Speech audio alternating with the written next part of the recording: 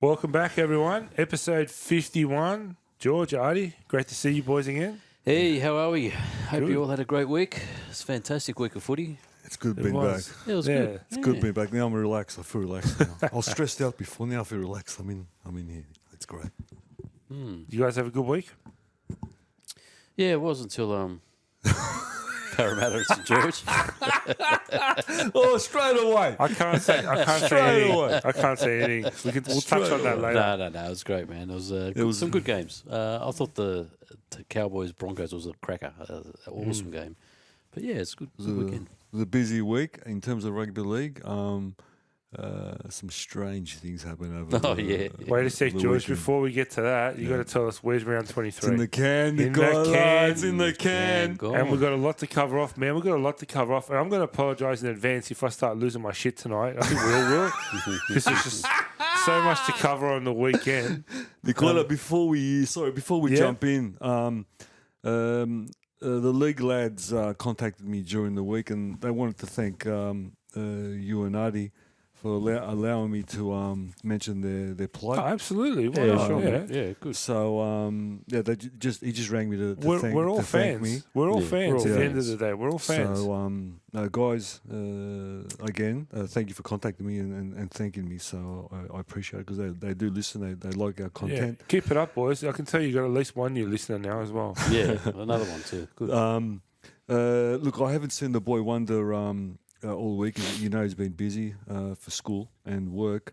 But when I did cross paths with him, and this was a couple of days ago, he was mentioning that the 50th show was very well received, Nicola, to the extent of looking to be one of our best shows on record. wow. Good stuff. And he told me that we knew about New Zealand going off, but England, We're getting some.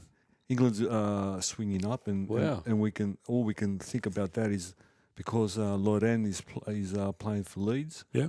We're thinking that she's spread the word there. Actually, the boy Wonder is in contact in the liaisons with her all the time for some reason. I noticed that they're always chatting. So, because she likes our stuff, and I don't know why he hasn't posted the interview. It was actually a great interview as well. One of the He'll best get around interviews. to it. Yeah. Yeah. So again, thank you everybody. We're humbled. And Yeah, like I thanks. said, Thanks to everyone who listens and watches, and we just come in and be ourselves. We don't have any agenda. We don't. Artie was joking before about how we put everything together in about 10 minutes. But we're just ourselves. We just come in and be ourselves, and we relay it as we see it. People will agree with us. People will disagree with us, and that's the beauty of it. Yeah. Everyone's got an opinion, and that's great. And at the end of the day, we're all fans. That's right. And if we get worked up and shitty, it's because we're fans. yeah, that's right. You know? Because we're hurting. Yeah, that's right. Yeah. And before we get worked up and shitty, can I give my flowers to some people, Nicola? I'd like to give flowers to Daniel Tupu. Yeah. He's been a winger for the Roosters a long term, and at one stage, a couple of years ago, we thought they were going to drop him. To drop him, yeah. Yeah, but he continued to climb, and I think he's signed for next year. I'm not sure. I think I'm he's not signed. sure. Yeah. I think he's signed for another year. Highest try scorer now, is he? He's the highest try scorer for the Roosters. For and the that's Roosters, record. is yeah, he? yeah. Oh, And that's wow. what I was trying to. That's what it indicated. He's the highest try scorers there at the Roosters, which is no mean feat because they've had some great players over the years. And you know what? He's safe as houses under the bomb as Yeah. well. Yeah. And he just keeps on producing. And this year, let's say Roosters have had for them an uncharacteristic poor season, but I think he's been one of their best. Another Parramatta junior gone to waste. Was he? Yeah. Not to waste for them, to waste for us. Yeah, in the same team, the Roosters, there's a youngster called Billy Smith, and he's had 3 knee reconstructions and I think a shoulder as well, Nicola. But they persevered with him. He's only 22 or something. He's isn't very he? young. Yeah, Jeez, that's a lot of going He's under the very knife young. for He's someone that very age. young. And I think he started paying back last weekend. He started paying back the He's Roosters. been good, He had yeah. an outstanding game. So I think he's one for the future. Yeah. I want to give flowers to one of Artie's favourite fullbacks, Jaden Campbell, and yours, I know. He's great. He's going to the Tigers, isn't he? Jaden No, that's Campbell. Sullivan. Sorry, Yeah, that's yeah, yeah. Our favourite coach Desi has said that he will be the fullback, and Brinson will be a centre. You have to find a spot for both of them. He has to find. Put Brinson Yeah. as Oh, a he'll be centre. 5'8" eventually, won't he? Take Kieran Foran's spot. Oh yeah. He's I got thought to it was a find a half, spot for yeah. both of them. Yeah. They're both just too good Yeah. for one of them to miss out. Yeah. Yeah, Hasler sorted out. He will. In Hasler we trust. Yeah, In Desi we trust, and you know what? For not only a young man but a slightly built man, in today's day and age where they're all 95, 110 kilos, the kid's outstanding, isn't he? Yeah. I want to give flowers to an old timer, Nicola, who has bounced back to some of his best form, and in doing that, he's catapulted his team into the top 4. Sean Johnston. Oh, brings a smile to my face when I watch that's that guy. for me. That's such a great. not a success story. I mean, obviously it is, but for me, it's just a happy story of the year. Like I'm really enjoying the Warriors, watching them, and he should it's never great have to left. see. He should always have stayed there. and he's so talented. We're finally seeing it consistently as well. He just seems to be happy, enjoying himself. He's the type of guy you want to play with, you know what I mean? He looks like a type of guy And you know what? you. And we'll cover it. But the other night they got pushed. They were tight, and they still brought it home. You know, that's a sign of a good team. And we'll talk about it in that segment. Yeah. And thank you for saying that about him. Yeah, Sean did have an unhappy 3 or 4 years, but you know what? At his, and I don't know how old he is. I think he's in his early 30s. He's 32 or something, 32. isn't he? He's put everything together in terms of game management and flair, and it's something that Benji did in the back end of his career, and he's mirroring Benji Marshall. I want to give flowers to the reason I call him. Who's that? Ivan Cleary. Oh yeah, okay. I'll say it again. When it comes to Penrith, the reason is him. It's not Luluwai. It's not the front rowers. It's not Nathan Cleary. It's him. I disagree. I think it's Phil Gould. No. Pathways Gould got the job done. Oh, yeah. Pathways Gould. No, that's good. Cleary's not getting enough credit for He isn't, but what he should be. And I brought Ivan up because last week the man on my left here suggested he should be coach of the year, and I said it should be Webster Who, and when I deeply thought about it, and unfortunately that's I shouldn't think about things like that, but once I deeply thought about it, I think I've come around to you. Yeah. I hope Ivan gets it actually. Webster's had a fantastic year. I just think 3 years now. He Yeah, hasn't Well, won it that's for the thing. 3 years. He's got to win. yeah, this year, exactly. sure. And you could make, like I said last week, you could make an argument for all three. Yeah. Walters as yes, well. that's right. Yes, But yes. almost like for three different reasons. Cleary has been the standout, far and away, the best coach of the past 3 to 5 years. Yeah. Three Without at least. question. Yeah. Kevin Walters had a really tough year last year. Was that his first year last year or his second? Second, I think. wasn't it? But to bounce back the way that he did, he made a couple of tweaks, the right signings, and he's bounced back. And Absolutely. they're in fine form. And Webster, what he's doing, he deserves it too. So you could make an argument for all three. But I think if you had to pick one, it's about time Cleary gets what he deserves. If You it's, know? Exactly. not, if it's not now, when is it? When is So- it? Yeah, exactly. When he starts losing, you know. Yeah. No, I agree. I agree. And Cleary can easily just, keep all these juniors and under 2 books and win 7 comps in a row. Yeah, and then, absolutely. And then celebrate. Absolutely. No. And you know what? That And isn't then a joke. celebrate that internally when they get caught for caps. But Yeah, but but he doesn't do that. we say that and we laugh about that, but how many coaches / administrations done that, and how many haven't been caught? So make no mistake. We know we can touch on that when we talk about the Taylor's comments after. Absolutely. I want for the next guy who I want to give flowers to, I want Adi to elaborate. He can probably see my list. Israel man. I love Israel, Yeah, man. I told you at the start of the year, he's the best player to watch. He is so Told me good. Actually, he told me last year. I had the biggest smile on my face because I heard a rumour that apparently Flanagan approached him. I think he's Now. chasing him now. And if that comes off, that would be a dream for me. But I'd love him to stay in Brisbane, to be honest, because he's a Brisbane boy. But he's been fantastic, hasn't he? I don't want to put a dampener on things, but just say not for nothing. He's having a great season, but he is number 2 on the missed tackles list for the NRL. Oh, really? Behind Red Marnie, yeah. Oh, Wow. But you know what? It doesn't show when your team's performing well. Yeah, isn't it You know, funny?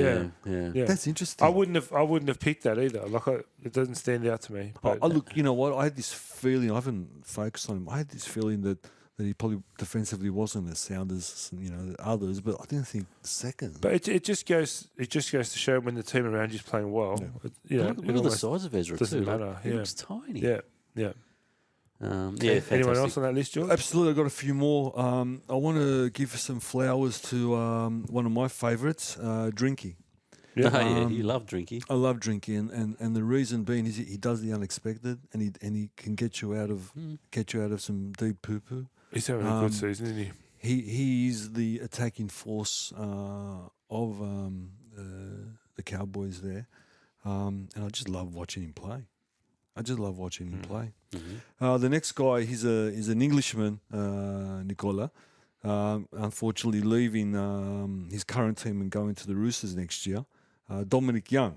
See? I think he's leading the try scorer, or he is. very close to. He was a try couple of scorer. weeks ago. Yeah. I haven't checked. Yeah, He's leading the try scorer in I was going to say a team out of the 8, but I think they're in the just 8 in now. the 8 now. Yeah, they're in he the was. 8. He was. I know a few weeks ago he was level with Sevo, but Sevo's got a 4-game suspension, so he'll get left behind now. I find that interesting. I find Dominic interesting because we all think that he had some sort of career in Super League. He had 2 games in Super League, then came to Australia to prove his worth in Nicola. Yeah. They put him in the Reggies, Newcastle, on a train and trial sort of thing. And after 3 games, they elevated him straight into first grade Nicola. So again, we got this thing about he's had a long, illustrious career in England, but no, he hasn't. He hasn't had a long, illustrious career. So he's fairly young, isn't he? He's very young. Yeah. He's 21 or 22, I think. Yeah. Yeah, he's very young. Well, Good player. They'll always be young. Dominic. Forever young. That's it. Forever young. That's his name, eh? We'll call him Forever Young. Forever Young. There we go. Yeah. There's another one. Forever Young. Another one who 3 years ago, Adi mentioned to me, and I should never disregard Adi's golden words when a 19 or 18-year-old comes up. Best. Oh, yeah. Yeah. I want to give my flowers to Best. He's at his best at the best. There you go. He's playing. Jeez, we're on fire Oh, I tonight. know. He'll always be. He's the always best. been Yeah. the best. Yeah, he's playing some outstanding rugby league outside our favoured Sledger, and I think there's the best to come for Best. Bestie. Yes, yeah, there you go. yeah. You best And- be ready for that. And last but not least, and I'm bowing now, and I'm on my knees, Nicola, and Adi's got the sword to my I neck. can guess this one. Yeah, Bestest teammate. Kalen Ponga. Yeah, I knew it. It was coming. Cubicle 2. Cubicle Newcastle. 2. There you go. Cubicle 2. I've got to admit, the last month to 6 weeks, he's put together something pretty special. Since Origin. Yep. Since- Yes, since- actually. yeah. Yeah, it's about Really? 5 weeks ago now. The first game since game Yeah. 1, yeah. Since game 1, it's a bit more. It's about 2 months ago, 2 months now. But look, every time I see him playing, he was the difference on the weekend. And every time I see him playing, I'm gobsmacked. I didn't think that he had that in him. And I'm going to say, I think the best is yet to come. How good are they to watch? Are They're they very one of good. the best teams to watch? good That's to watch. that's quite a list there, George, for Yeah. flowers. What's our credit card limit, by the way? Yeah, I know, mate. Florist loves me, mate. The Yeah. florist loves me. So all those players who just got mentioned, we'll be sending you a bunch of flowers along with a $10 Kmart voucher. You receive it this week. Gee. We've got that Cornelius at Double Bay Florist Shop. Cornelius will sort us out? Yeah, he'll sort us out. mate. Cornelius, Cornelius. thank God. Thank God for Cornelius. Over to you, Nicola.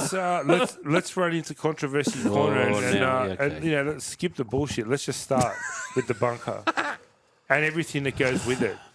Where do we start? We got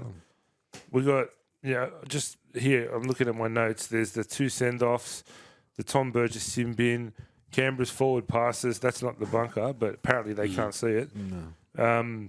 Gutho's ball strip. Yeah, I mean, where does it start? Where does it finish? Do you want to go up over each incident? And individually, or up to you guys? Let's just fire away. One thing I find surprising is the reason the whole bunker came into the NRL is to eliminate errors. And now we've got the guy in charge of it admitting that there's errors. Some people make errors. Well, soccer introduced VAR to eliminate errors, and the VAR has not made one error. Like every decision they made is spot on. I always see them get it right. Yeah. They always get it right. They never get it wrong. Whereas the bunker, how can the bunker get it wrong? They've got all the angles. Don't they listen to the commentators to hear what everyone's saying? Unless I'm wrong, because I saw a vision of it over the weekend. I think there's 3 or 4 people in there in the bunker. Yeah.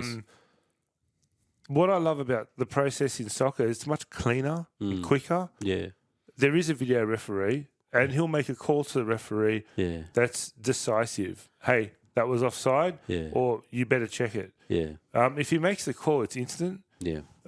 If he tells the referee to check it, the referee runs to the sideline, looks at the TV screen on the sideline, watches the replays that we all see, and makes a decision within 30 seconds. Yeah. It's just so much cleaner and quicker, and you're right. I haven't. Maybe there've been mistakes, but I haven't seen any. Not yet. You know, it is, Nick, you just said it there. The 50-50 calls go back to the referee, and he's still got control. Whereas the 50-50 calls in the NRL go to the bunker. It should go back to the referee. And I love the fact that he goes back and he sees the replays that we do as well. Yeah. It should go back to the referee. You're right, and let the referee make the call, Well, because he hasn't got those angles. So once he sees those angles, he can make it say, "Oh yeah, actually, I didn't see that." Admittedly, there's far less incidents in a game of soccer than there is in rugby league to look at. But it's not the 50-50s that we're complaining about. It's the blatant mistakes. Yeah, the blatant ones. Yeah, and the inconsistent. Everyone's fine with a 50-50. You know, you win some, you lose some. But we just, when we talked about it last week. Apparently, the technology can't rule on forward passes. Everyone, one of my best mates is a Canberra supporter, and we had lunch today. Just Costa, and we we're talking about that forward pass. That it was. I was actually glad that they didn't call it, because it was a great try from Sebastian Christ. I don't know if you saw it, but that pass, my God, that was as blatant a forward pass as you'll see. The linesmen, the fans with flags, were right there beside it. It was actually near the sideline. It's in line with it. Yeah. It was, no one saw it. No one saw it. And the bunker, apparently they can't rule on it because and I don't care how many. I'm an advocate for this argument. I can't stand the pass thrown backwards and it floated forwards. I can't in any scenario. I don't give a shit.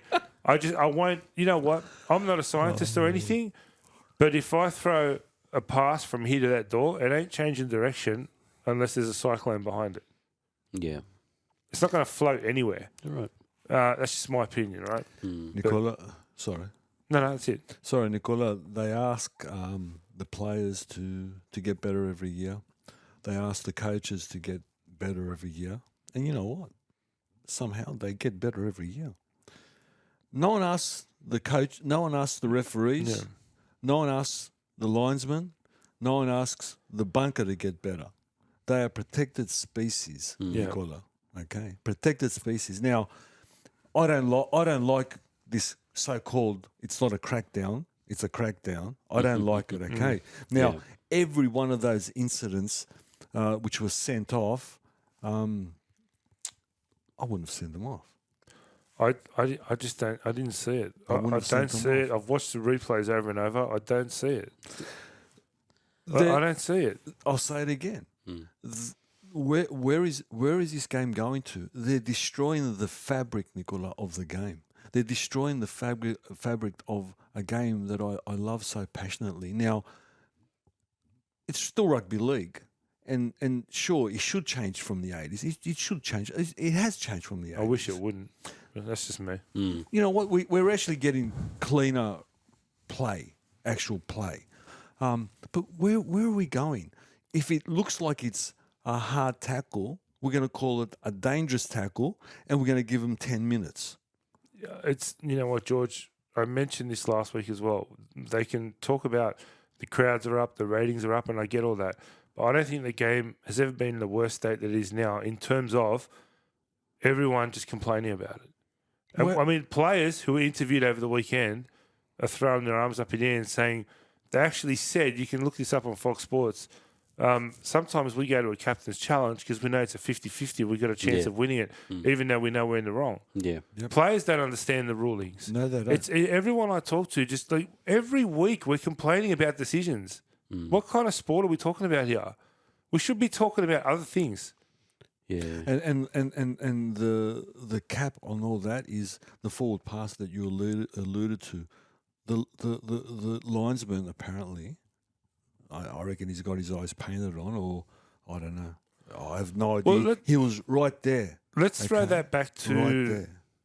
Okay, that was Crazy. That was a game Crazy. where one team's challenging for a top 4 position and the call went their way. Mind you, in the same game, Luke Brooks was clearly offside when he scored a try, and they didn't even check it. What? Go back and look at that. I think they went back and they checked it. Like not and Fox Sports did, and he was onside. Yeah, I didn't see that. His feet were in front of the kicker. But anyway, but again, regardless, there were 2 forward passes from Canberra, right? So the calls went the way of the team that won. They're challenging for a top 4 spot. Tigers are coming last. Yeah, well, right? Yeah. But how about we put it into the context of, for example, last year's preliminary final? Moses threw a blatant forward pass, which won Parramatta the game, put him in the grand final. Now, I'll be a monkey's uncle if anyone looked at that pass and said it wasn't forward. nobody said it was. But $400 million of technology can't rule on it because we got these idiots sitting in the office there at the NRL saying, I've said it 100 times, we have the technology. It's called television. It came out before we did, right? It's not hard. And it's just like, imagine that happens it's bad enough in a prelim. Imagine if that decides a grand final. What are they doing in the bunker? What are they doing? You know who I actually don't eating blame? cakes, having smokes there. I actually blame Dovely. I want to go on the record here. I do not blame the referees anymore. No, I never did. Because It's the bunker. because they got so much support that you can understand. You know, back 20 years ago, the referees had to make decisive calls. Now they don't have to because they've got the bunker behind them, which theoretically should be a good thing. How's that going for them? It's not working, not right? working. And I don't blame if you're a referee, you don't want it to sit on your shoulders by making a call, so the bunker can look at it. But what they've actually done, The referee Nicola, sees it live; they don't see the replays. Everyone else does. what they've actually done is they've emasculated the referees. They've taken the ability of the referee to control a game with his mouth. Now we talked about this off air, and the last guy who done that was Bill Harrigan. Yeah. Now, we didn't like him. I didn't like him. Okay, but guess what? He was good for the game. He controlled the game with his mouth. I didn't like him for other reasons, but he's the best referee I've seen. Well, how good was And he? when you look at that whole period, you think of Tim Mander, Eddie Ward. We had some really good referees. Yeah. Really good In referees. hindsight, yeah. Well, blowing up. I was blowing McCallum. up. You know, McCallum. we had some really good referees. What's his name? Hollywood Hartley? No, I'm joking about that one. Do you know what? Gomersall. If you're not a Parramatta fan, and Gomersall, if you're not a New South Wales fan, then yeah. But I mean, they controlled the games, and the referees now they've almost got no control over these decisions. Doesn't matter whether it's a captain's challenge or a try; it's not their call. Yeah. Getting messy. They'll It's make a getting call, but they know that call doesn't have to be the definitive one Yeah. because it's going to be checked. But you know what's funny? If they could listen to what the commentators say, it will cut out all this controversy as well. But when they go against the commentators, Arthur, how many we all times have I blow said up. it? I know. If I was in the bunker, I'd have 2GB on the radio. Listen to the commentator. And whatever they say, I'm doing. Exactly, 'cause Even if it's wrong. You go against it. 'Cause I won't it's get gonna smashed for it. Exactly. Yeah. And most of the times they're right, though, the commentators. Yeah. They're more right.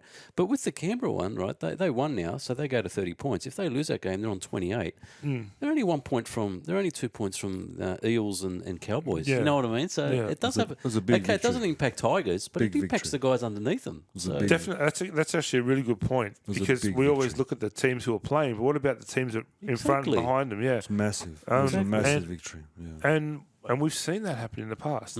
We've seen teams miss out or whatever because of a bunk call in another game. absolutely. And What did I say this year? Someone's going to lose a massive Yeah. game from a referee or a bunker error. You see it this year. I never thought it would happen. It's going to happen this year. It's going to happen this year. it's just it's Pissed me become so finicky. It's become so precious and so it's too far over the top. Now the problem is the NRL have gone so far with all of this stuff, all the tackles. There's a new one now, the Scorpion. Oh yeah, What's it going to be next week? The step over toe hold. Like every week, it's ridiculous. And they've gone so far that they can't really wind it back. Yeah. And they've backed themselves into a corner now. They're stepping in their own shit. Yeah. And how do you fix it? The way to fix it is to strip everything back and simplify it. Yeah. How And now? by applying common sense, by having someone stand there, and I'm a Parramatta supporter, full disclosure, by having someone stand there and go, listen, that's the wrong call. That's a strip. Gutho stripped the ball. It's a try. Award the try. Right? Forget about the technicality of his fingers were bent on the ball. That's all shit, right? It is. This is what happened. Make the call. That's it. Logic, common sense. You know what the problem is with common sense? Not enough of it. No, the opposite, George. Everyone's in abundance of common sense because no one ever fucking uses it. No, Right? They don't give it. No one ever uses it. You got to apply, and it's like look at the judiciary. Oh, I mean, there's lawyers defending players at the judiciary. What the hell is that? Strip back the judiciary, piss the lawyers off. No more lawyers. We don't need them, right? Every player who's charged shows up with a representative from the club. We go over the charge, and this is what it is. And forget loading and forget all this other garbage, Look at the tackle and go, you know what? He's actually made contact with the upper chest and it's bounced up. Maybe he's a little bit careless. You got a week or whatever. Or if it's direct contact with the head, it is what it is. But put me in there, I'll do it in half an hour. We'll be out of there. We'll all be going home. You know what? How far have we gone off kilter when you think about, let's say, the 70s, 80s and 90s even, compared to now? Yeah, it's absurd. I mean, as you said, you'd walk in with your coach maybe, and the coach would say, listen, I've seen much worse incidents over the weekend than that one. That would probably be it. Now, like you said, there's lawyers, there's angles, It's there's absurd. this, there's that. How far have we that gone? Reece Walsh one from a few weeks back where he swore at the ref or something. 4.5 hours they were in there for. Pretty simple stuff, I reckon. Like, I mean, a lawyer he's spending 4.5 hours a night at the judiciary for rugby league. That's crazy. What's going on? Yeah. So I don't understand. What do they want? It's not a court of law. I want to know one thing. What does the man of feathers want the game to look like? Tell everybody. They don't even know. They don't know. Right? Valanders and Abdo, they don't even know. It's obvious, at least to me, that you know what? If you can't be in that position and not have a 10-year strategy. Yeah. Right? Show us your roadmap. Show us your plan. Make it public. What do you guys? Where do you want to go? What are you doing? Because they focus so much on the commercial side. That's great because the game needs to be funded and all the rest of it and marketed and all that. But the product itself is the game. It's falling apart. Yeah, they're losing the fans. There's not going to be enough fans to support it. No, that's soon, right. The way it's going. And they just they enable all the garbage that we're talking about. Why can't someone come forward and go, all right, listen, in the off season, let's sit down. We need to make some changes here. Yeah. Next season, we're ruling on forward passes. And you know what? Here's the big thing. If we can't find, and this is rare, if we can't find a camera angle that is definitive, how's that different to any other try that's scored? There's inconclusive evidence. We're going with the on-field call. But 9 out of 10 times, you get it right.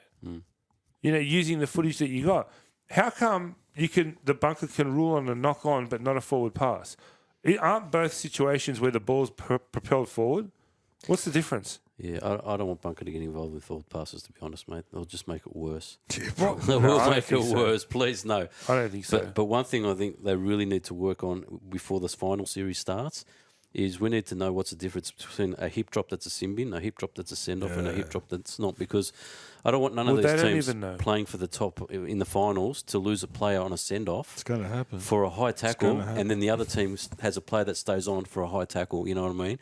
That's going to really anger the fans. It's not fair on the teams and the fans. So get that consistency right, because I've seen a few times when a hip drop has been just a report, some sin bin. Just do it before finals, please. My biggest fear was that with the new HIA rules, someone will come off the week before the grand final and miss the grand final. Yes. So I couldn't understand why they didn't insert a week off in between them, which gives both grand final teams 2 weeks to prepare, and any HIAs that happen, you'll be cleared.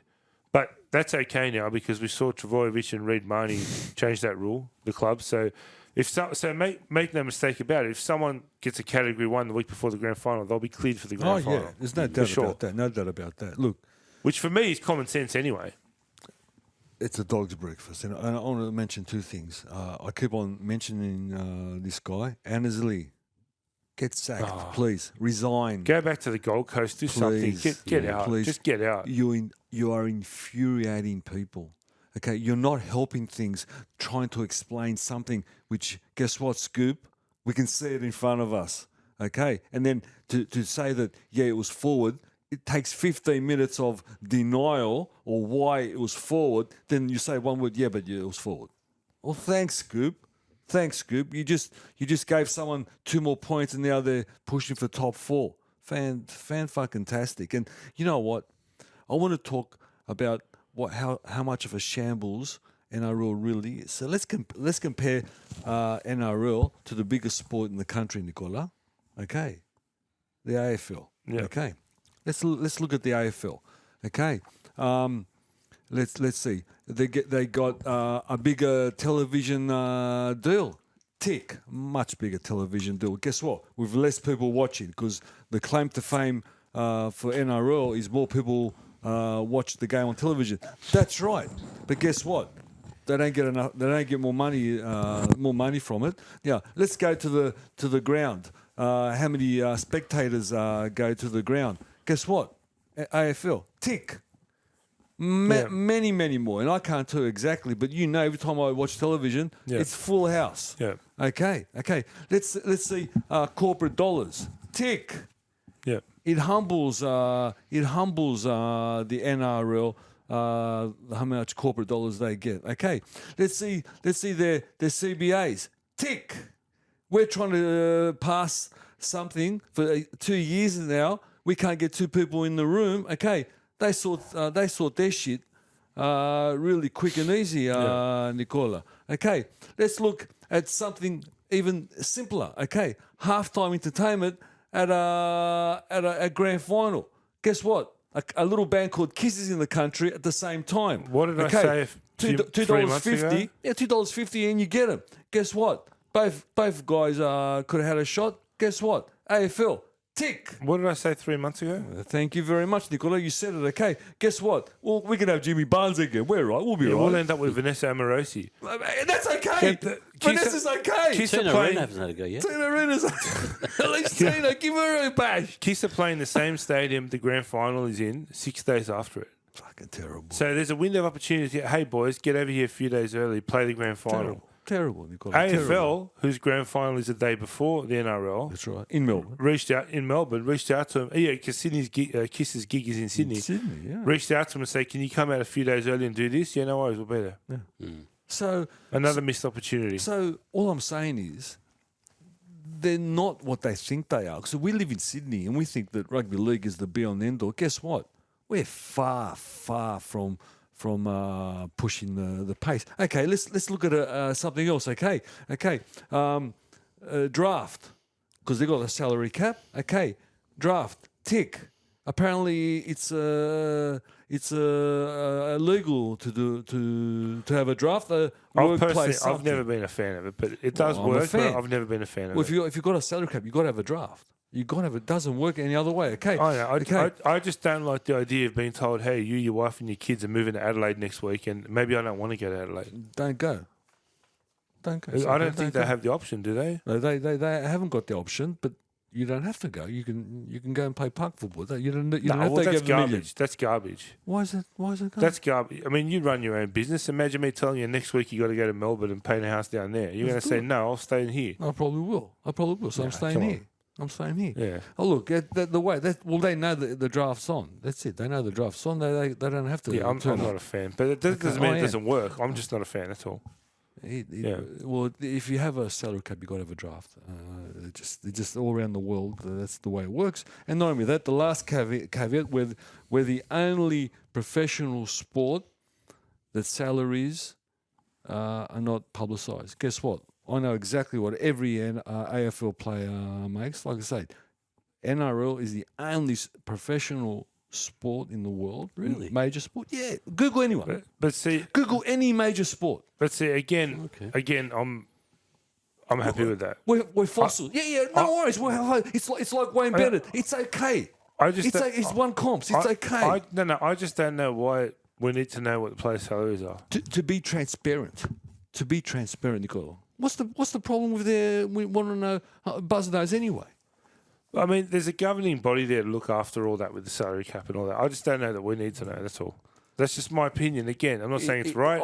It's just my opinion. I think it's more for the fans because. And don't believe everything you read on Google either, because that's printed by someone else who's written an article too. In what terms? Everywhere, like people forget that when they're reading articles, these articles are written by someone. It's their opinion. It's very rarely their official. But in terms of let's say the AFL, we're talking AFL specifically. Yeah. They're transparent. They publish every No, year. but that's because they are transparent. Like, so they can publish it. You know what I mean? But I'm just saying with rugby league, we don't really know. That's all. Yeah. No, we don't know, and that's the But problem. I understand your point of view because it would stop if everyone knew about it. People wouldn't be arguing about cheating and salary cap and all that. Thank you very much. But I just think that's what the NRL is there for, to ensure that that's not happening. Well, how good are they doing? Well, who knows? I mean, I think we can all pretty much agree that they're not doing a great job of it. I don't think so. And Gordon Tallis said on 360 that in the last 5 to 10 years, most teams that won the comp have been over the cap. Now he retracted that because again we can't have our say. We can't speak our mind. Okay, because he's a man who. But Tallis has an agenda as well. You know what? Maybe he slipped up on that. Okay, but one thing we do know. I don't disagree with him. I don't disagree. We know his history, yeah. Okay, because he sat out a year because he didn't want to play for St George, okay? He speaks his mind. Now, he likes money more, obviously, so he retracted it, okay? But you know what? We all know. We all know what that. I'm talking about with the agenda is, and if you haven't noticed this, you will. Every time he's on 360 replacing Paul Kent, let's not get into that, but every time he talks about the Dolphins, he calls them Redcliffe. Yes. And you know why he does that? Because they're not called Redcliffe.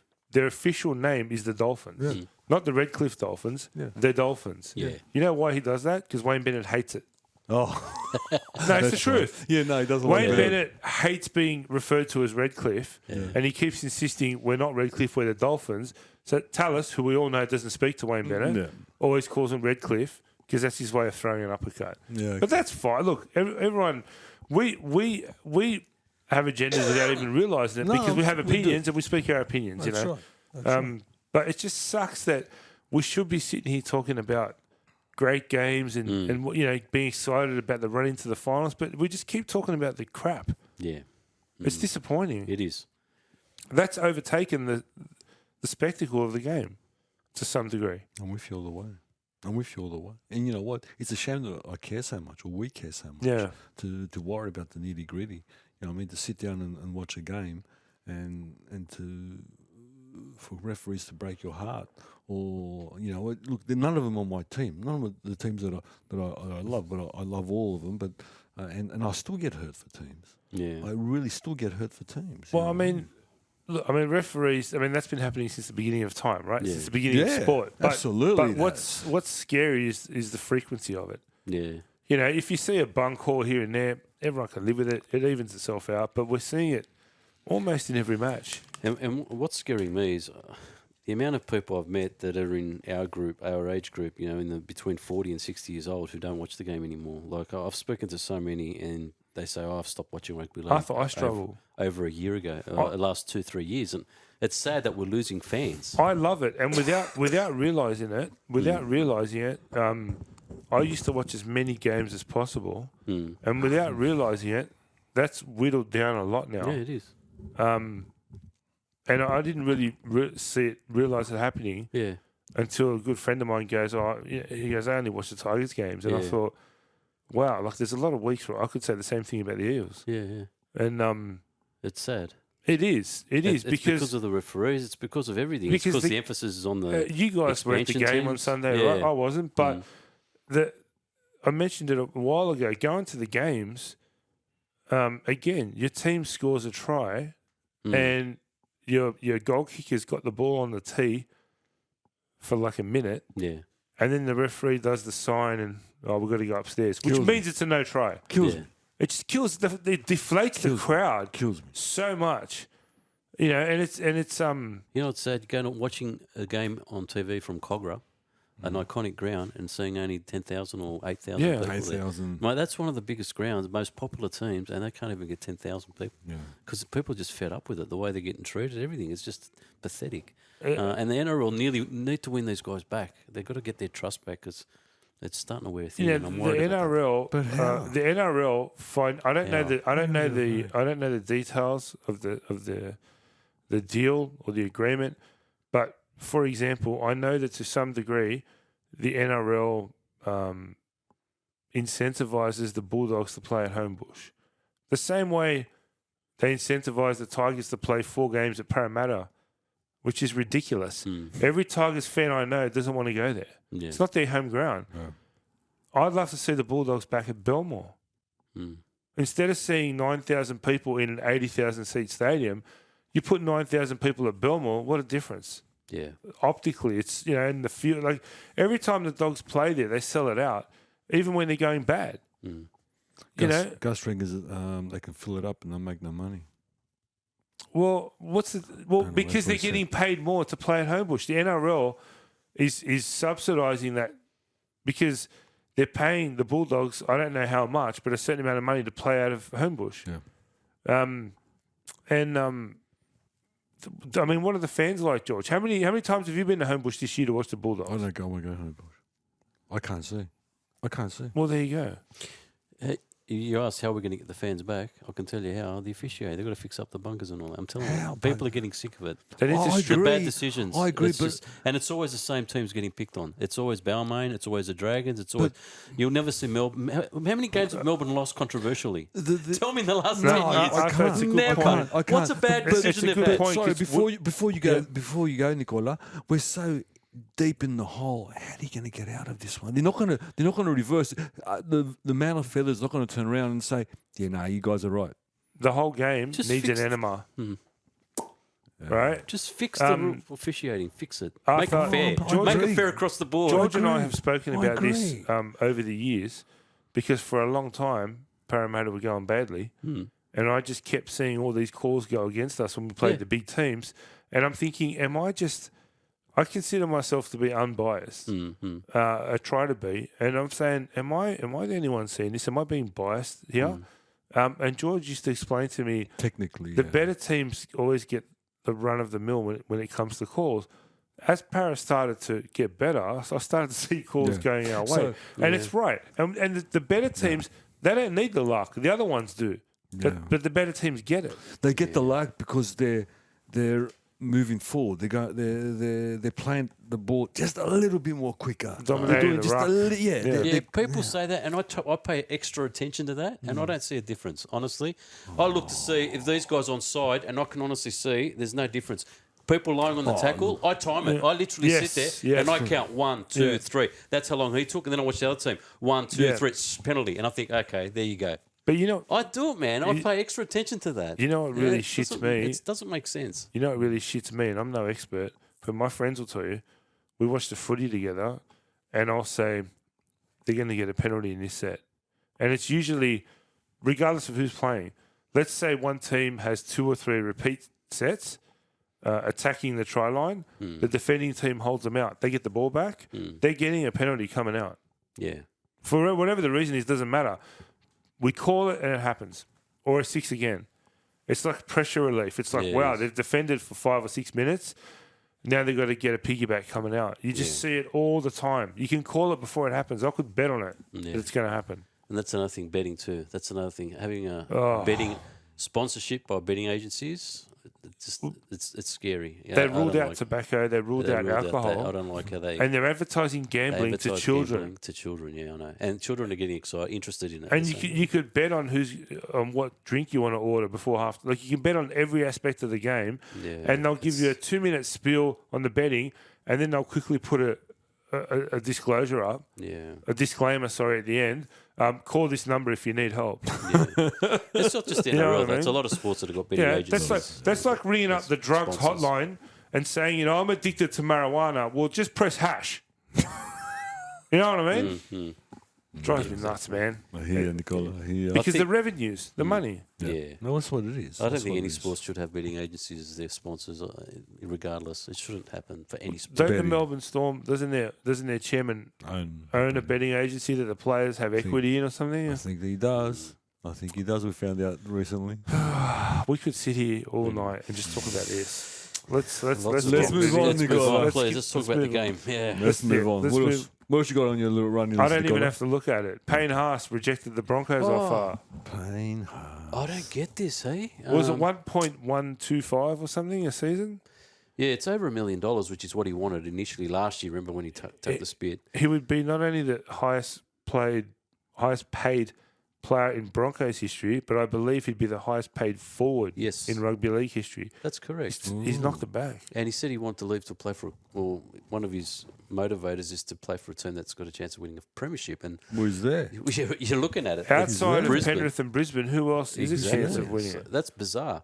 He's there. I don't understand that one. And the last thing I heard, I think it was yesterday on 100% Footy, Danny Weidler, is part of his negotiation. He wants life after footy deals built in there. So he like wants it. a job within the club. And Gallen was on the show and said he's 22 years old and he's asking for that. Yeah. It's a 4-year deal. He'll be, the next deal after It's- that it won't yeah. even run out. So it's Look, it's bizarre good. It's he's good doing that he's thinking that way. It is good. It's fantastic. And I think anyone at that age who's thinking that way won't have a problem getting that. yeah.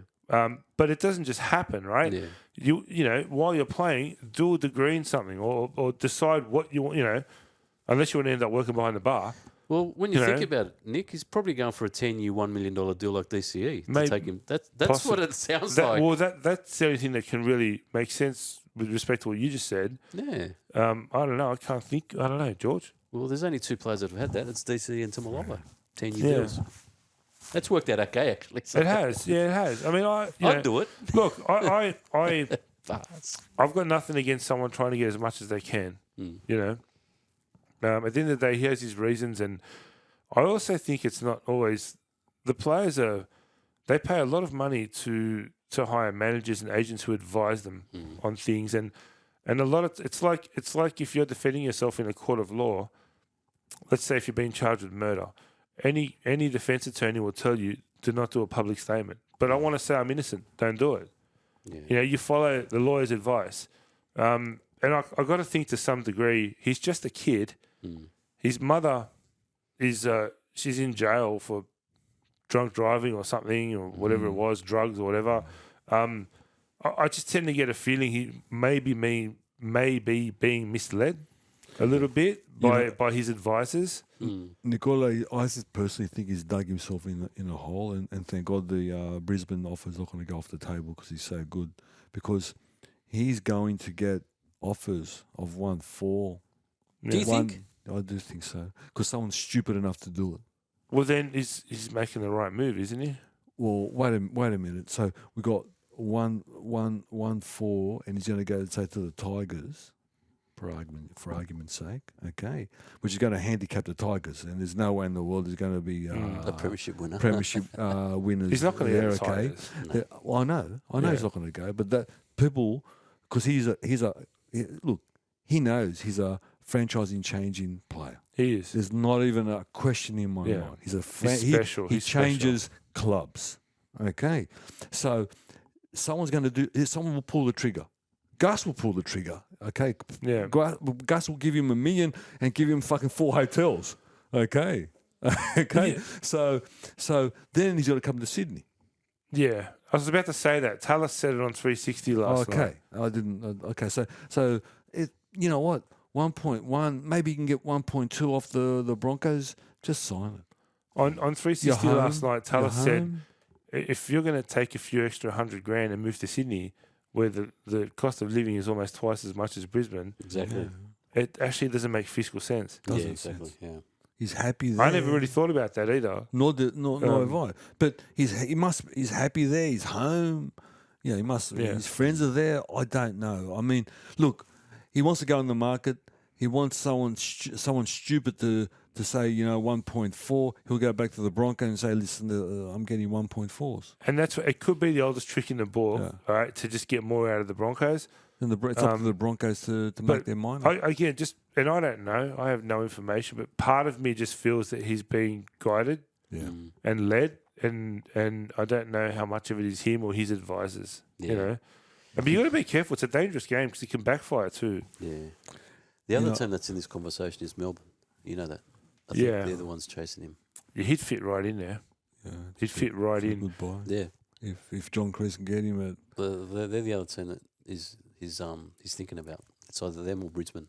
Okay. No, the Bulldogs are a chance too. Apparently, he knocked out Broncos, Bulldogs, St George, and the Tigers. He's knocked them back. Okay. Apparently, he just wants Melbourne. Well, that's what I heard last week, but it's changed again. But I heard it's Melbourne and last Broncos. night on 360. They said wrong. Yeah, that. Brent Reid. I think it was Brent Reid said it looks like he's going to extend with the Broncos, and then Buzz Rothfield said 3 or 4 minutes before we went on air, I got off the phone with his manager, and he gave me the strongest indication that they're not going to accept the deal from the Broncos, and then they didn't. Yeah. So, and apparently he actually said they want to talk to the Bulldogs and they want to talk to the Storm. That's so I don't know. Different from what I read. Yeah, I heard he knocked back those 3 clubs because he wants premiership, and it was only Melbourne. I think I know what you're talking about, and I think I know where it came from. Or something? I can't remember. No, it was. They said it on 360 last week, and when they were conversing about it, they said, "Well, you can rule out those clubs because he's not going to win a comp in the next couple of years." Yeah. And whatever you see on 360 is the article on Fox Sports the next morning. It's taken from the show the night before, and that's where I think that was from. But look, I mean, unless there's a reason he wants to leave Brisbane, like as in the city, sign a deal and get on with it, man. Because you can't ask for more than what you're being offered, and you're at home, you're in your comfortable environment that you're familiar with, and it's just it ticks all the boxes, doesn't it? Well, for a couple $100,000, man, I'd stay home, and you know what? Those teams who are going to offer you 1.4 pain is going to be your Bulldogs, your Tigers, all the lower teams. So Dragons are keen. Dragons. So good luck getting them out of a hole. Did you guys see Wayne Bennett's press conference? Oh. For anyone who hasn't, jump on YouTube and watch it. Oh, Wayne, it'll make your skin crawl. Wayne. They not happy. Again, putting some context behind it. The game was in Perth. They played a doubleheader over there in Perth, 2 games. Again, I don't know why we're marketing to a city where we don't have a team, but anyway, that seems to be their strategy. But that's what they were doing. We're marketing to a city, Perth, which means that you got one chance to get over there and sell the game. And in Wayne Bennett's press conference, but there was only one reporter, by the way, asking him questions. It was the worst press conference I've seen. Yeah.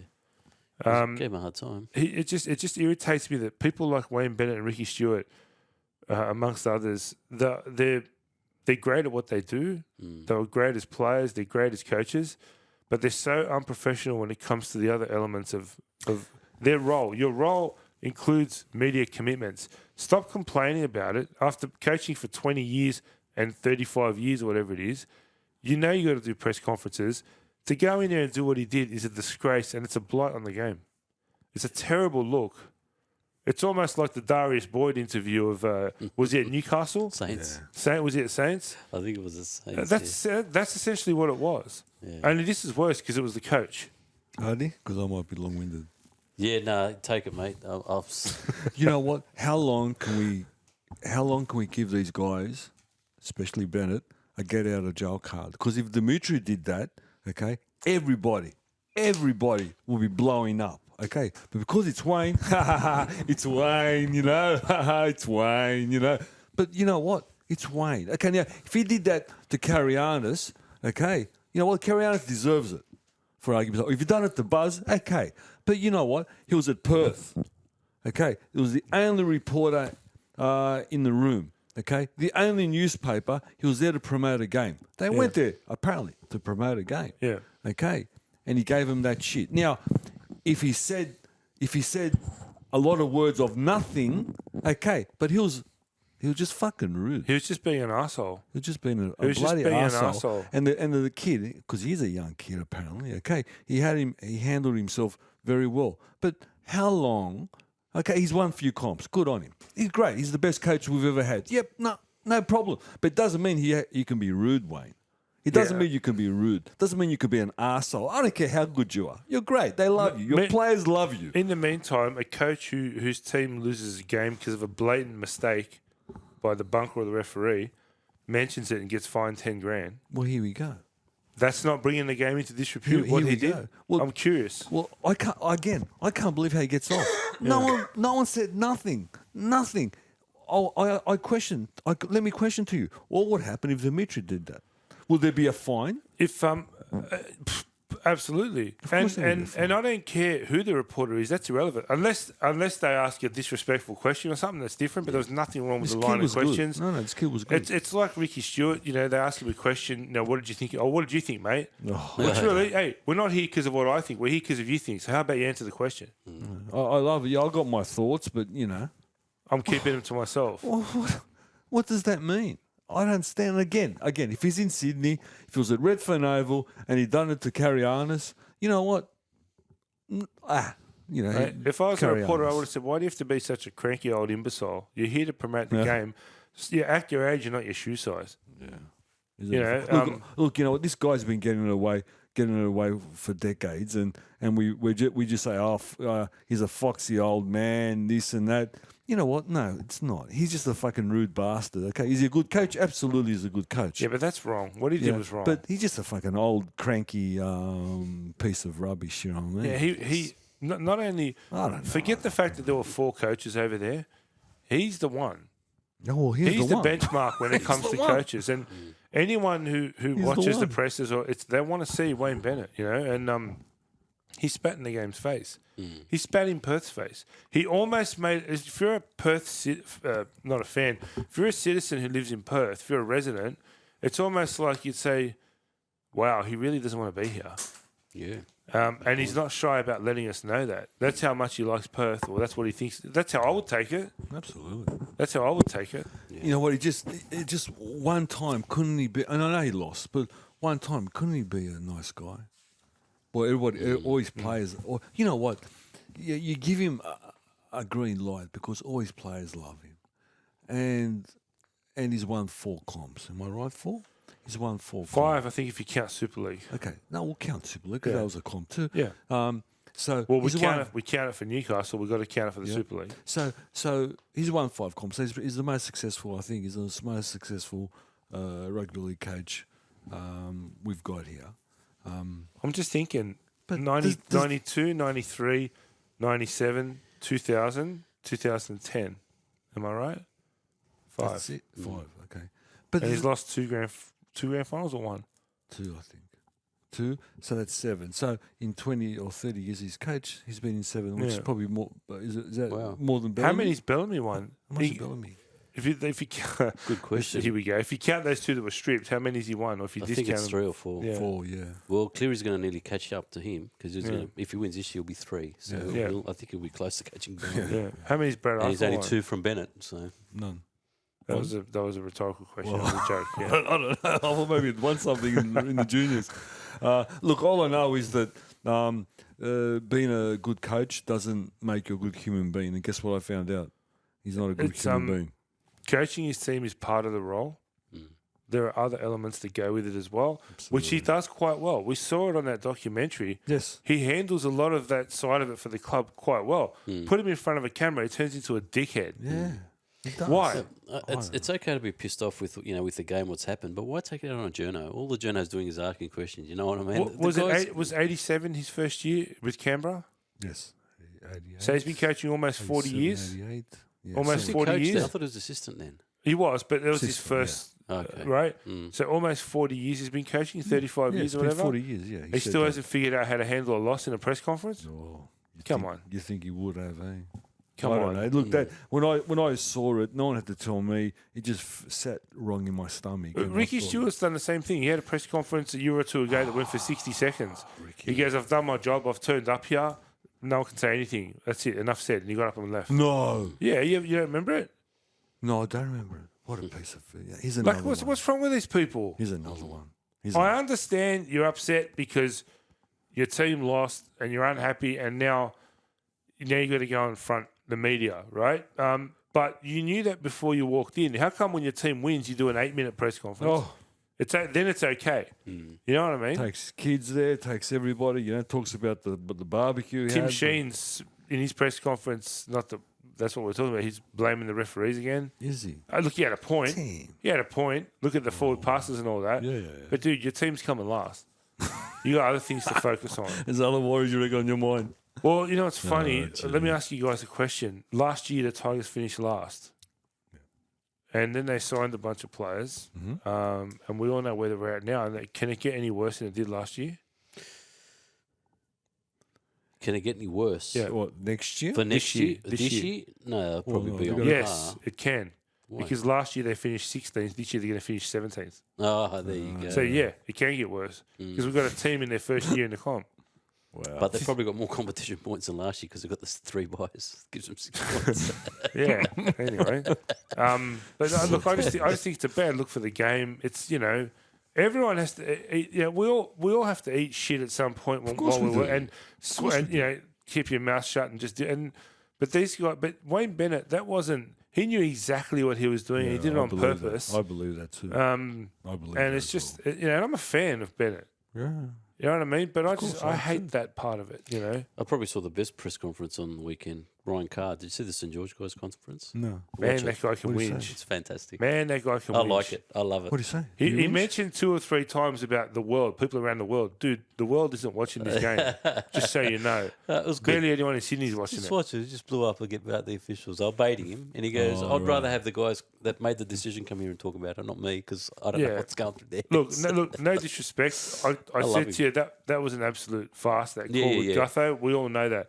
But I don't believe that was match defining. No, well, look, They were 10 I'm points ahead with less than 20 minutes to go. As a Saints fan, it was refreshing to see a coach actually stand up for the team and that, because all these years we've had McGregor, they've just been placid. They've just said nothing Yeah. much. It's like, oh, yeah, we're unlucky. But this guy, you could see the passion in him. I love it. Wait for Flano. Wait for Flano Yeah, next well, year. I'm glad. The good news is he's going to be there next year. But yeah, that was a refreshing press conference. If he wants to out of all complain about something, he should be complaining about his team conceding 3 straight tries. to lose the game. No, but it was just good to see for a Saints fan. I don't know. What's the next topic, mate? You mentioned, I don't even have to look at this tonight. You mentioned Volandis before, the man of feathers. The man of feathers. Now, this, again, you guys mentioned the RLPA and the ongoing negotiations, which is about to clock 2 years, I think, if it hasn't already. 21 months or something like that. Now, he said, I can get this done in 2 hours. Yeah. Why hasn't he? I know that it's not just his fault, but why can't we just do this? He reckons the majority of the big items have been ticked off. They're fine. It's the trivial ones that they're arguing about. They want a new mediator in there, and Volandis saying, no, we've got a mediator in there. Why change it? This guy knows everything that's happened. I'm not going to go through it all again, so keep the same one. But he said, just get me in a room, just get me there, and we'll do it in 2 hours. I'm happy to do it. So So it's not 100 points they're looking for. I don't know what it is, but most of them It are can't great. be. They're on better working conditions than they've ever been. The game, they're in a very good state. The other stuff, he reckons he can just nut out with them. He just needs to get them in a room. So it's up. So up it's to Clint them. Newton then. He's the Sounds one. He's like the one it. dragging the chain. That's what Volandis said in his interview. It's like it's up to them to move on. Newton wants this other mediator in there, and he doesn't want the other mediator. He says, "No, I'm going to do it with the people that we've employed already in there." And that's a fair call to him. They're paying enough money for it. I just think, again, I'm being critical of the NRL. I just think they've got no backbone. I just think they're so weak. Mm. I can't believe that last week they had tape over the jersey emblems. Mm. What a pathetic look that was. That really proved the It point. looked like strapping tape. It didn't even look like normal It tape. was strapping tape. Well, it was. Okay. Yeah, it was strapping tape. Telstra was on that logo. Oh, yeah. Telstra was on that logo that was covered up. Yeah. Now, at what point does the NRL go to its stakeholders and say, okay, we're drawing a line in the sand? I've said it, this is the 3rd week in a row I'm going to say this. We're cancelling the Daily M's. Oh, but no. You threatened us. We're calling it. Mm. We're cancelling the Daily M's for this year. And from next week on, if things don't return to normal, you're not getting paid. It's that simple. You're not getting paid, But you're already back right? from then. We're happy to tear up your contract because, by the way, you're in breach of it with the broadcast deal, and they are. Because They part are. of their contract, and I Well, did they check, are. They are. is media commitments, They right? are. Which is why Ricky Stewart turned up to that press conference because he couldn't get fined if he turned up and, Say and made a comment, right? Mm. You're in breach of your deal, so we'll tear your contract up. You can piss off and go to England or wherever you want to go. We'll bring youngsters into your spot. They'll cost less than half what you do. Mm. And we don't take bluffs and we don't take threats. Yeah. Show some backbone, flex your muscles. They're letting the lunatics run the asylum. They won't do it. Imagine what the other sporting codes are thinking. We're looking at this. It's an a ongoing laughing joke. Stock. It's a laughing stock, mate. I It's grew embarrassing. up for God. years as a soccer fan with footy players laughing at us. You know, they lie down, they're sissies. Now look. Yeah. Now look. Yeah. You know, That's true. it's like TV. You know, a lot of my friends, we grew up watching and loving wrestling. Yeah. And at school, we were the minority. Mm. Oh, man, how can you watch that shit? It's fake. Mm. Well, the shoe's on the other foot now. We're laughing at everyone else who watches reality TV. Yeah. How can you watch that shit? It's fake. Isn't it funny how things swing around? Oh, that's good, Nicola. Why don't they publicise what the actual sticking It'd be points nice. are? I don't think Clint Newton wants that. I think. There you go. Yeah, That's the I problem. don't think he there. wants to do a deal. Exactly. I think he's enjoying the publicity. think The guy was photographed down in Melbourne with the head of the Labor Union or whatever. Yeah. This is not even a union.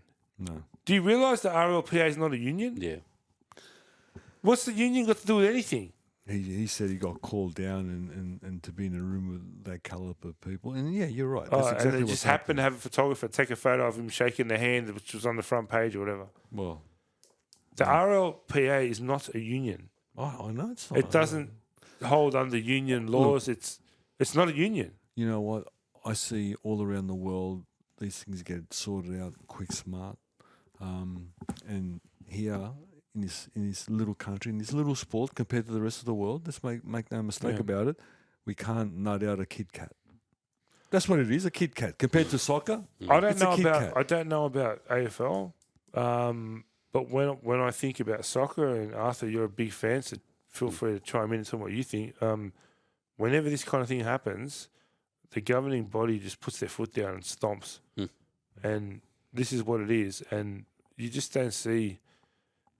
I've never seen soccer players go on strike Yeah. or put tape over their jersey emblems. I mean, if you did that in Naples, you'd get shot on the way home. But I don't know. Maybe I'm missing something. Yeah. Didn't they wasn't there a few years ago they wanted to create this super league, this super thing, and all these clubs were going to jump out of the FIFA They tried to. of the Europe, and Yeah, then FIFA said, Juventus, Real "That's Madrid. fine, you can do that, but Yeah. those players will never be able to play in a World Cup. They Yeah. won't be able to do this." How long did And that they last? also, oh, well, hang on a second. Within 2 days, Yeah. it was 5 or 6 clubs off memory. I know Yeah, it was Juventus, 10. Real Madrid. I think it was Okay. 10. Within 2 or 3 days, everyone but Juventus and Real Madrid withdrew, No, really. leaving just those 2 clubs. Because the governing body put their foot down. And mind you, FIFA had its own corruption problems, right? Every organisation, practically does. But they put their foot down and they said, "You want to bluff us? We won't take the bluff." NRL, it's not happening. It's not happening, which tells me there's weak leadership. It's like it's like on field. They can't get that right. They can't get a simple fucking work agreement right. Seriously. It's weak leadership. Isn't it funny? Because when you look at the Man of Feathers and Abda, you think they're strong men, but obviously they're not. You know what it is? They're obviously good at what they do in a corporate sense when it comes to the commercial aspect they're of just looking to make the the dollars and operations. Yeah. But it's weak leadership. I mean, at the end of the day, when the shit, there's an old saying, what kind of company you're in when the shit hits the fan. Every boss is a good boss until the shit hits the fan. Then you find out what they're like. You turn to your leader to stand up and take decisive action. Yeah. These guys don't do it. Yeah. They haven't. It's weak leadership, and people can criticize that as much as they want. I know enough, and I've seen enough. It's weak leadership. Yeah. Oh, obviously, Nicole. Obviously. They're letting the players push them around. And it's got such a bad smell to it. Such a bad look. It does. George, you brought it up before the AFL Grand Final kiss. I just thought I'd bring it up again. You know what? We're going to turn our televisions or go to the ground, and most of us turn our televisions, Nicola. We're going to settle down with probably a steak in front of us because it's that time of the night. Excited about Penrith playing the Broncos. And a stage comes out in the middle of the field, and we're going to get Jimmy Barnes singing K-San. You know, I know someone's going to be happy. Troy will be rapping with K-San. Yeah. But a week before, Nicola, in Melbourne, the same scenario will happen a little bit earlier. We might have a few chips because it's getting a bit late, rugby league grand final, and they might sit in our stomach when we go to bed. And a stage is going to come out, and then we're going to see fireworks. And we're going to see 4 men with makeup on, and they're going to do a 6-song set, Nicola, which will dazzle everybody in the crowd and hundreds of thousands of people. Are they doing a 6-song set? I'm not sure. I'm just suggesting that. Okay. Maybe a 4-song set. I suggest a 6-song set. We'll count it down, and they're going to roll off, and we're going to be in a good frame of mind. And we'll be singing, Detroit Rock City, and ready to watch a grand final. On the alternative, we'll be singing Flame Tree. We all saw the pre-match entertainment at Origin 3. Outstanding. I still don't know what I was watching. I don't know. And there was a lot of kickback from the public following that. Why does the NRL continually get this part wrong? Let's go back a bit, okay? Why they get it wrong? I believe grand final week, forget the date, grand final week should be a celebration of rugby league. Yeah. Okay? I know in Melbourne, the whole week is a celebration of AFL with parades and this and that. And look, they've got Kiss. A couple of years ago, they had Meatloaf. A couple of years. They always seem to get Billy Idol. Billy Idol. Okay. For some unknown reason, rugby league doesn't value it. Now, is it the money? I don't know. Look, it's none of it's cheap, right? It wouldn't be cheap to have them play, but when you think about they're playing that same stadium 6 days later, logistically, it's all there. You just need to get them out a few days earlier, which the AFL is doing, right? The way I look at it, doesn't matter who you get, it's not going to be cheap. But I think I can only assume they look at it, well, it's not a good investment for us because there's no ROI on it. But what about investing for your fans? But it could have an ROI. It could, yeah. Like, why not? You know, give the fans something to actually enjoy instead of the garbage that we're subjected to every time there's a big game or a grand final or an Origin or something. It's garbage. I've got a better idea. Scrap the singers, whatever we get, okay, and get the under-8s to play those mini games. They're more entertaining. Why not? No, they're more entertaining and probably more in their budget than getting Jimmy Barnes out. So what's the difference? And you know what? No respect to Jimmy Barnes, by the way, but you know what we mean. You know what I mean? So I don't know. I thought it was a golden opportunity. You said it, and someone else reacted on it. I'm obviously a fan of Kiss. I love it. Yeah, it doesn't matter regardless. But you're talking about, when you encompass it, you're talking about the biggest rock band of all time. Not only have they sold over 100 million albums or whatever, they were the first band to start using pyro. They did all that before anyone did. They have over 5,000 merchandising licenses, over 5,000 products. The corporation is massive, right, as a whole. And we're going to end up watching someone who can't even sell out a pub in Newtown. Again, it goes back to the fundamentals of making it an event, making the grand final an event, and they failed to do it. They failed to do it. If they think that the game, and yes, the game is the highlight, obviously, but you know what? How more special would it be if we got Bon Jovi or Kiss, or it doesn't matter, Taylor Swift? I don't care. Yeah. You know, spend the money. You know what I mean? Spend the money and make it happen. AFL does it. Yeah.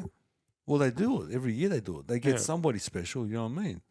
So again, you know, I'll enjoy watching Team Arena, but I would have preferred watching, you know what I mean, someone of international flavour. Well, at least I'll get to see him 6 days later. You get to see him 6 days later. as well. Now, guys, Gordon Tallis retracted his comments about talking about the cheats of how many teams have won premierships and all that. Mm-hmm. Any thoughts on that? Hardy? I'll let you take that one, mate, because it was odd. I didn't expect that. I didn't see that one coming. Was but, that just you mean the retraction or the yeah, comments? the retraction. Yeah, like when he said it, I thought, oh wow. Yeah, and then when he retracted it, it's like he got. Well, he was obviously pulled into an office. Pulled into an office and said, you know what, you better take that back. Yeah. So, A man who speaks his mind, Nicola, always He speaks does, his mind. yeah. And he claims on that desk, he claims that he's a man who speaks his mind. Okay, we obviously saw the truth. He doesn't speak his mind. And I've lost respect for him, Nicola, big respect for him. You know what? He's right. You know it. You know Yeah. it. We all know it. But you could look at it another way, George. He did speak his mind. And then, his management pulled him in and said, if you don't retract this, you're going to lose your job.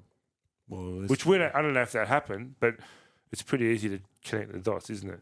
well, that's He obviously wouldn't have what come out and happened. retracted it on his own Yeah. accord, No. would that he? was a bit odd. No, No. Which is even worse because now even the media doesn't have freedom of speech anymore. And that's what I was alluding to.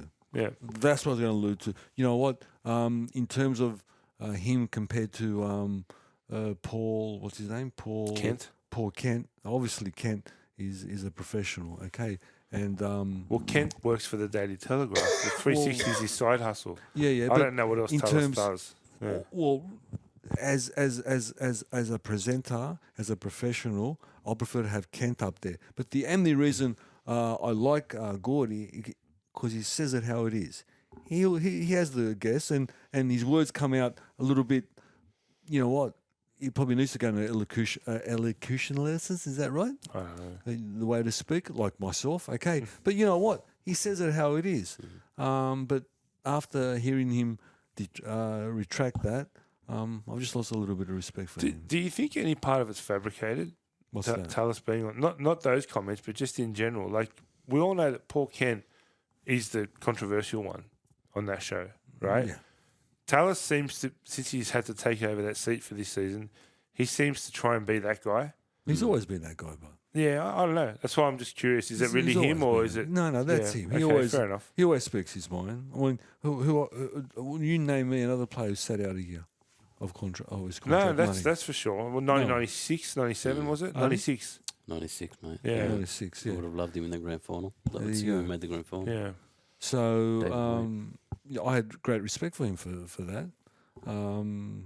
But again, what he did, and we know No. it's not him. It's his management or Fox or whatever told him to retract that. I don't like it. Yeah. And by the way, he's right.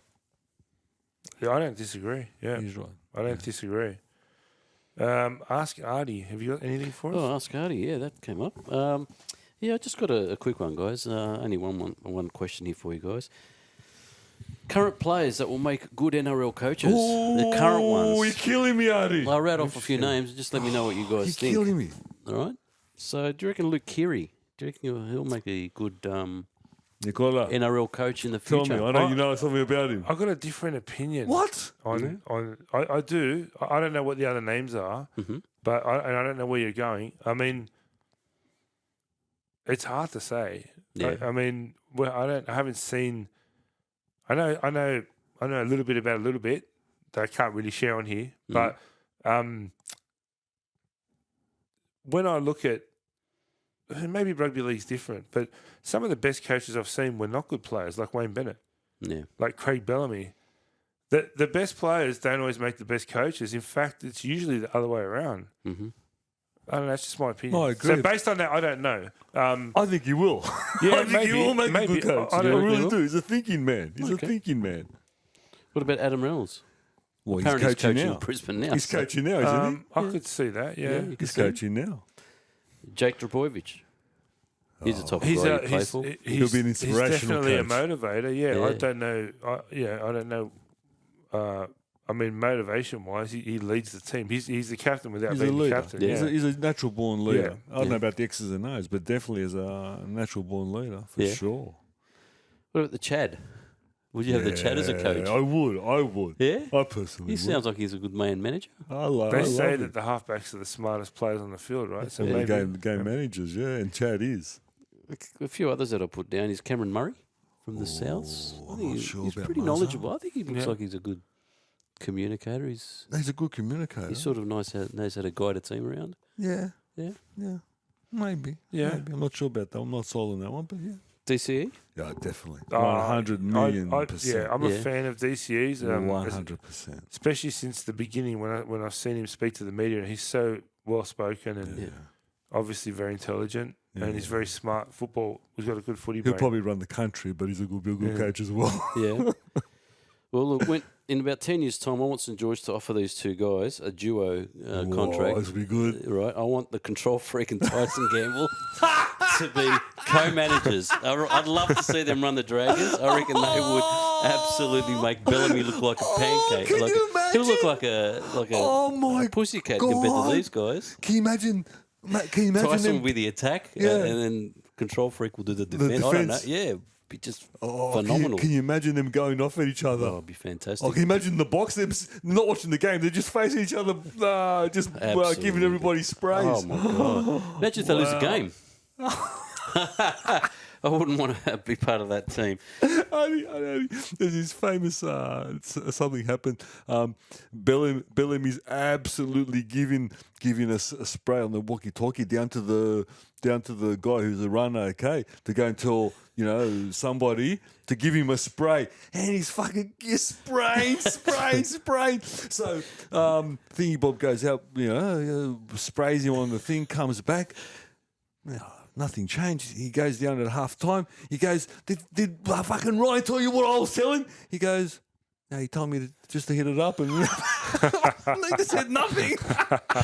he looks at the trainer. You know what I mean? The trainer's now turned yellow. You know what I mean? Oh, jeez. Yeah, well, they're the players I thought of, mate. But Well, like how it, I come like Jacob Arthur's not on that list, man? Jacob, well, yeah. he Actually, can learn wait a from his old minute. man. He's probably learned from Dad. Yeah, Probably learned from Better he Dad. stays where he is. yeah. Thanks for that, Artie. That's okay. I've also got a couple of just Berners rumours. Yeah, Oh, She's getting creative now. I got an Amazon parcel there delivered to me the other day, and I thought, Amazon what did I order parcel? from Amazon? It was just Amazon? Berners rumours. She delivered it via Amazon. But anyway, she's What was pretty it? creative. She delivered it via Amazon. She sent the rumours.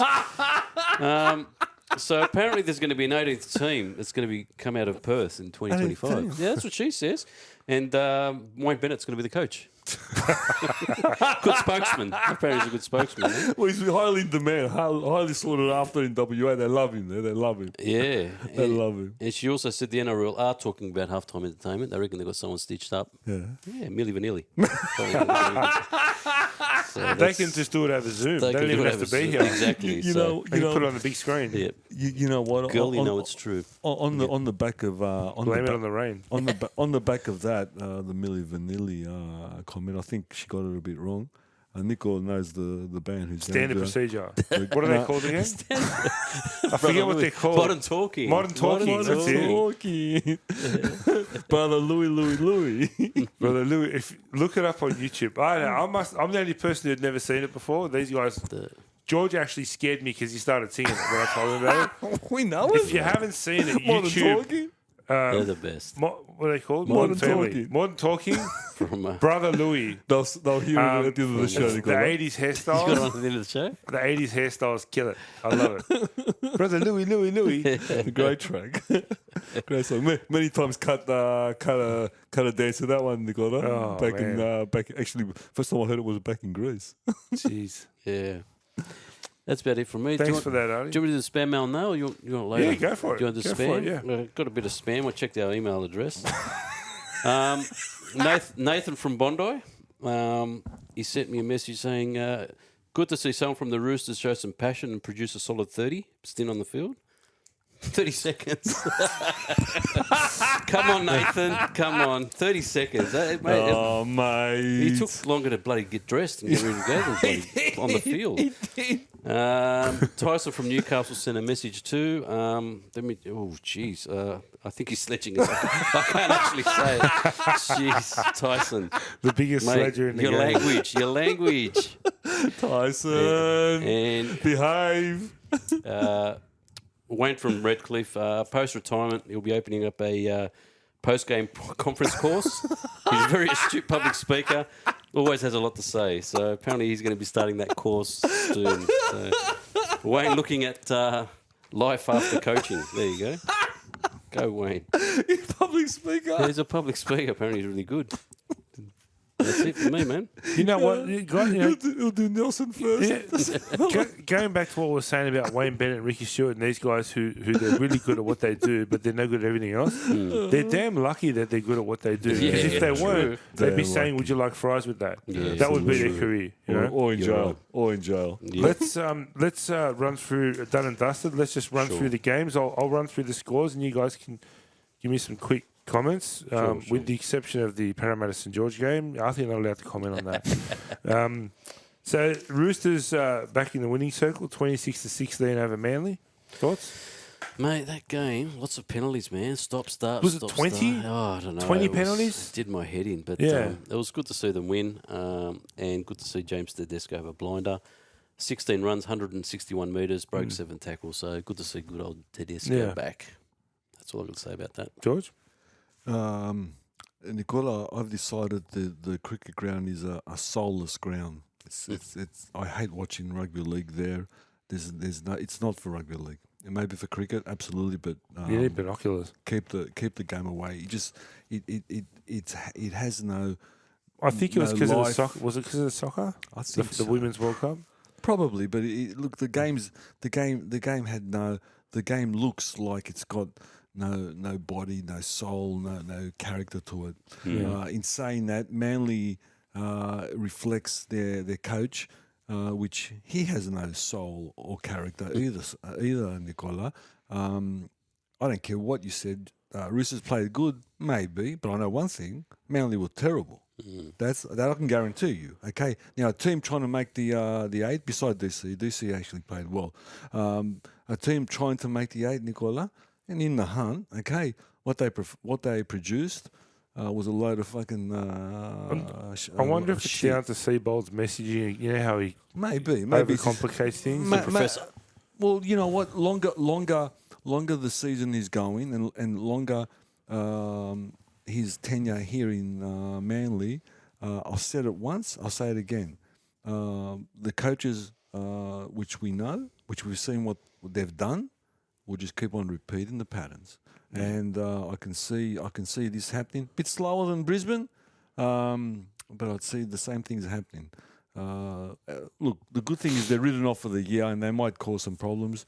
The Roosters, look, they played a little bit better. Artie's right. Teddy did have a better game. We talked about young Billy Smith. Tupu always tries. Manu had a good game too. He looked good. Manu always plays well. Even when he doesn't play well, it still looks like he's playing well because he'll have that. He'll do that special something in that second. You know what I mean? It's like the goal scorer, and then we'll remember that special something, even if he has a bad game in general. You know what I mean? And Sualili, whatever, the rugby convert Nicola, back on the wing and back where he should be. Yeah. And looking the part. Now, look, in a general sense, the game was a low standard game, and I was happy when I heard the full time whistle. I won't lie to you. And East will not make the 8. Manly, they can think about Bali and get some more tats. Good old Professor Seabold. If you ask him what time it is, he'll tell you how to build a clock. Absolutely, no problem about that. Next game, Gold Coast went down to the Warriors, 28-18. It was 18-all with about 10 minutes to go, or whatever.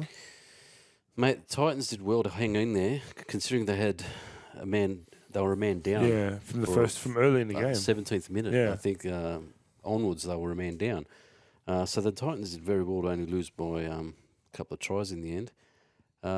Sean Johnson, I can't say enough about this guy. Yeah. Absolutely outstanding. They scored some nice tries too. They're really good to watch too. You got to Both admit teams. they're fantastic. Some of Both the teams. tries. There's a pass that the lesbian act did. Oh, That how was good was it? Absolutely You know what? fantastic. We had three human players on him. beings- yeah. 3 players on Yeah, him. yeah. Yeah. Human beings shouldn't be able to do that. Yeah. How the lesbian done that is beyond physics. He's in career best Yeah, form. he is. Yeah.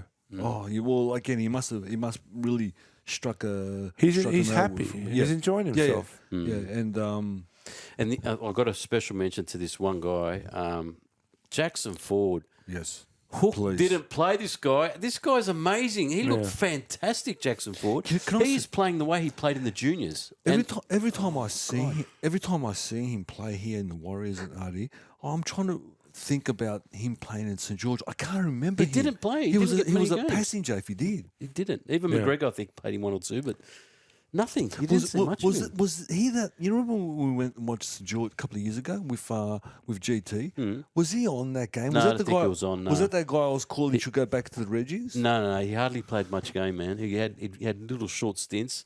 He wasn't used much, but in the juniors, he was absolutely killing it. He was a standout He's in the outstanding. reserve. He's outstanding now. So I'm glad to see him play so well. So good on you, Jackson. Well, he's one of the key players. Nicola, the Warriors went to Gold Coast, obviously for some sun and games because they weren't on their A game.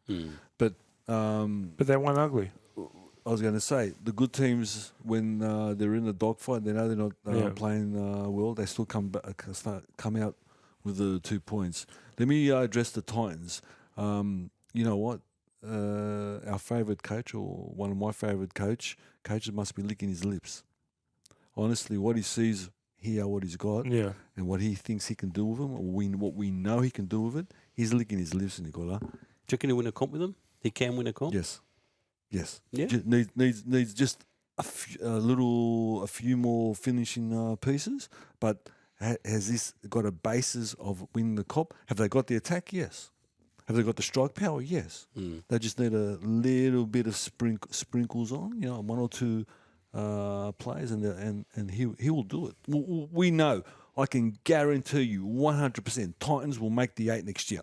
That's what he does. That's what he does. The other year, they'll make top 4. That's what he does.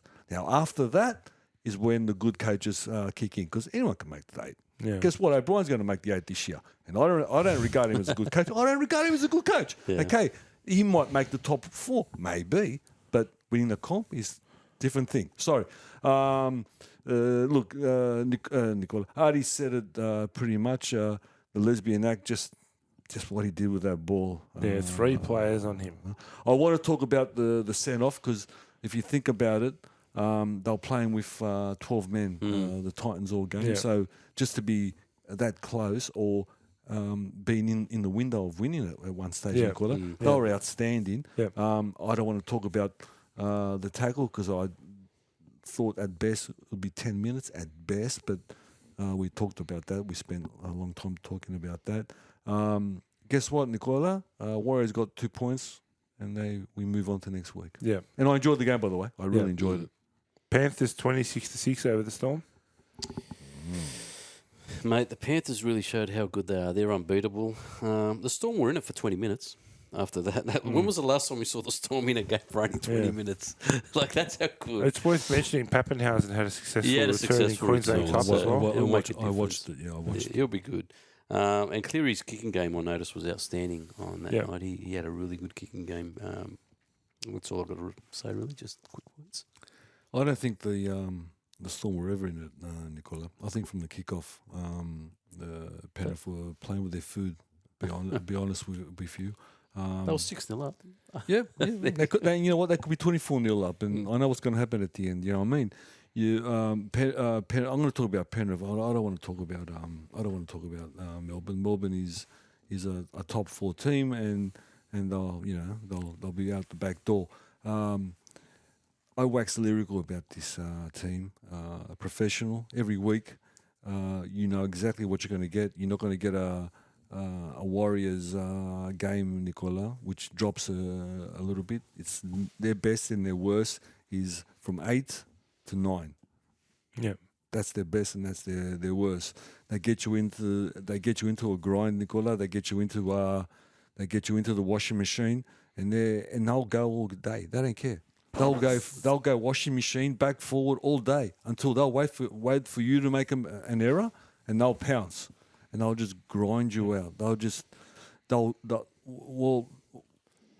We've dubbed them Damien, and that's what they do. They just choke you. It's Groundhog Day when we talk about the Panthers. Same thing every And week. Yeah. you know what? The biggest compliment came. The biggest compliment came from John Creese. We know what they do. We couldn't stop him. How do you stop them? Yeah. I've been trying for 3 years. So say no more. And I enjoy watching them. And is Tago coming back soon? Well, Hosking did okay, didn't he, Very good. for a big fella to play in the centres? So, Very good. but So hopefully. Tago's going to come back and improve this team. Oh, yeah. And they're just going to keep on chugging on. And good luck to everybody. Good luck to all the other teams trying to win comps, if you ask me. I enjoyed the game, by the way. Really enjoyed it. Broncos 30 points to 14 over the Cowboys. No Reynolds, no worries. Broncos, In Townsville too. It was fantastic. Was it in Townsville or was it? Townsville, Yeah. yeah. Yep. So they really show that they're going to be the challengers, or they're the second best team in the comp by the looks of things. They looked very good. But in saying that, Cowboys weren't that bad either. They weren't. I thought they gave them a good They run. weren't. It They was weren't. probably one of the best games I've seen. Yeah. It was a great game. Yeah. But Carrigan and Ezra Mann, they were the stars of the night. Reece Walsh as well. They were the 3 stars of the night. They just turned it around. Take them 3 out of that, and I think maybe it gets a bit closer. But it was a good game. Cowboys are still going to be fighting. They're still going to be up there, I think. They played good enough to make finals, and they might make a little dent there, man. Once they get in there, they might chalk up a win or two to scare them a bit. Yeah. I agree. Everything that Adi said, Nicola, regarding the Broncos. I don't think the score indicated the game. I thought this was probably one of the better games of the year, if not the best game of the year, because both of them just attacked.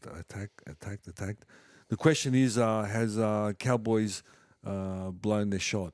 They came back from a long way back. Yeah. They put 6, 7, 8, I think 9 games good together, and it can't last. And obviously, they were just off a little bit. I hope this is the kick up the bum they need, because I would like to see them in semi-final contention. Because at the moment they're not in the 8. I think, Artie. Yeah. And I think they're still going to have to win some games to get into the 8. So Let's see who they got next. yeah. So loved it, enjoyed it. It was an attacking smorgasbord, Nicola. Reece Walsh, special human being. Yeah. Special human being. And he Adi mentioned Ezra Mann. He was actually playing injured, Nicola. And I've got to give my flowers, and I don't think I gave flowers to him. Patrick Carrigan. Yep. Just gets every week. He just goes from strength to strength. He's amazing for a young man. Amazing. I enjoyed it. Like I said, one of the better games of the year. This one. Cowboys have got to bye next, Mm-hmm. and then they've got the Sharks, and then the Dolphins. Good run. Lucky. Good run. Good I'll run. make the 8. Lucky. Newcastle 30 points to 28 over the Dolphins. What a game. Newcastle. Dolphins lost another tight one. They were In Perth. Wayne was very talkative after that. They were leading most of the game, the Dolphins, but lost out in the end due to goal kicking. They scored the same amount of tries, ended up being one goal. Colin Ponga was just outstanding. He finished with a try, 2 try assists, 2 line breaks, and 9 tackle busts. Dolphins have only won 1 game out of Queensland, so they can't win away from Which is Queensland. understandable. First season. They'll get better. Yeah, for sure. First season. 42,000 people went to watch this one, Nicola. Yeah, wow. 42,000 people went to Perth and watch this game. It's a good thing they all didn't watch the press conference. Thank God they didn't watch the press conference. And the Knights were a touch off, Nicola. Not much, but enough to ajar the door for the Dolphins. The Dolphins do what they do. They just run through their sets. They're not going to beat themselves. But I'll tell you what they tried to do, and this is why, how much we gave him hate before. This is how good he is. You know how he tried to stop Ponga? He tried to stop supply. So the edge forwards will run up and try to stop. And you notice how the sledger didn't have a good game, or the control freak, because they would run and try to create a barrier between them and the outside backs, but you can't do that for 80 minutes. The minute Ponga got it in his hand, he absolutely ripped them apart. Absolutely ripped them apart. So I've got to give look, he's a super coach for a reason. You know what I mean? Yeah. You don't stop him; you stop supply. And for 60 minutes, he stopped the supply to Ponga, and he stopped supply to the major characters. But this team is real. This Knights team, Yeah. they're a damn good team, and we will have an assistant coach on the show. I'm hoping in the next fortnight. I'm not promising because he's told me that before. But we chances are we'll have someone co-hosting in a couple of weeks our show who's on the Knights coaching staff, Nicola. Good stuff. So let's hope that comes to fruition. Sharks 26-16 over the Rabbitohs. Rabbitohs came crashing back down to reality. They played awful, but Sharks finally beat a top 8 side, which is Yeah. good. They played well. The Souths were bad, but don't take any credit away from Sharks. I thought they were great. One shout out there to Trindle, the half, and Connor Tracy. I thought those two were really good and made a difference in my opinion. So I think those guys, injecting them two into the team, I agree. it's a different Sharks outfit, I think. I think we might see them do something in the next couple of weeks and win a few more games than we think. Yeah. But it was a better performance by the Sharks, which was good. Yeah, Nicola Adi's right. Sharks, they knew they had to do something, and they came with intent. Their forwards buckled down. Souths were really bad though. I'll They go were to, bad. I'll go to them. Cody had one run for 4 meters. Yeah, I'll go to them in a minute. Let's address the Sharks because they were actually good. Nico came back to some sort of form that we know. The forwards buckled down, and Adi was right. Tracy and the Braden Trindle. Trindle, and you know what? We know that Trindle's a good player. So they played decent, not at extremely high level, but decent. Yeah. Now South Sydney, there is trouble in paradise. Latrell didn't turn up. He was there. It's funny because last week He didn't turn up. Latrell was being Latrell. Yeah. You yeah, know, he was, playing to but- the crowd and doing all that. But it's easy to do that against a team coming last. Yeah. Mm. Now, I don't know why. I mean, I'm positive that Graham Campbell's playing injured. There is no way 6 weeks ago he was in such rare form, Yeah. and he's so poor at the moment. Isaiah Tass, Nicola, very disappointing. Alex Johnson finishes tries, and we know that. I'm going to have respect for Cody. I'm not going to mention Cody because he was unsighted basically, and a One run, passenger. 4 meters. He was a passenger. Okay, Lockie actually went well. He tried to cover everybody, and he probably tried a little bit too hard. But he was running everywhere, trying to do everything. Joy Arrow got injured, unfortunately, Nicola, which is a big loss, and I'm not sure how long he's going to be injured for. There was no forward motion, so Cookie was inaffectionate. He wasn't sighted. Thomas Burgess. Now, he got sent off for apparently tackling somebody hard. What was the official? Oh, I don't know. That was ridiculous. Someone hit his head. That was ridiculous. I thought that was just a hard tackle. He even took the early guilty plea. He should have fought it. Yeah. Oh, how they're going now, they'll probably would have gave him an extra week. But Yeah. But my point is that Burgess hasn't been playing well for the last month. I'm going to wrap this up. Adi and myself wax lyrical about Jason Dimitriou, and we talk him up a lot right here and now. If he's got anything, or if what Adi and me describe him, how he, what kind of coach he is, this is where he earns his money the next month. If he can do it, I'll be waxing lyrical again. If not, I'm going to come back to your camp, Nicola, and say I've seen nothing.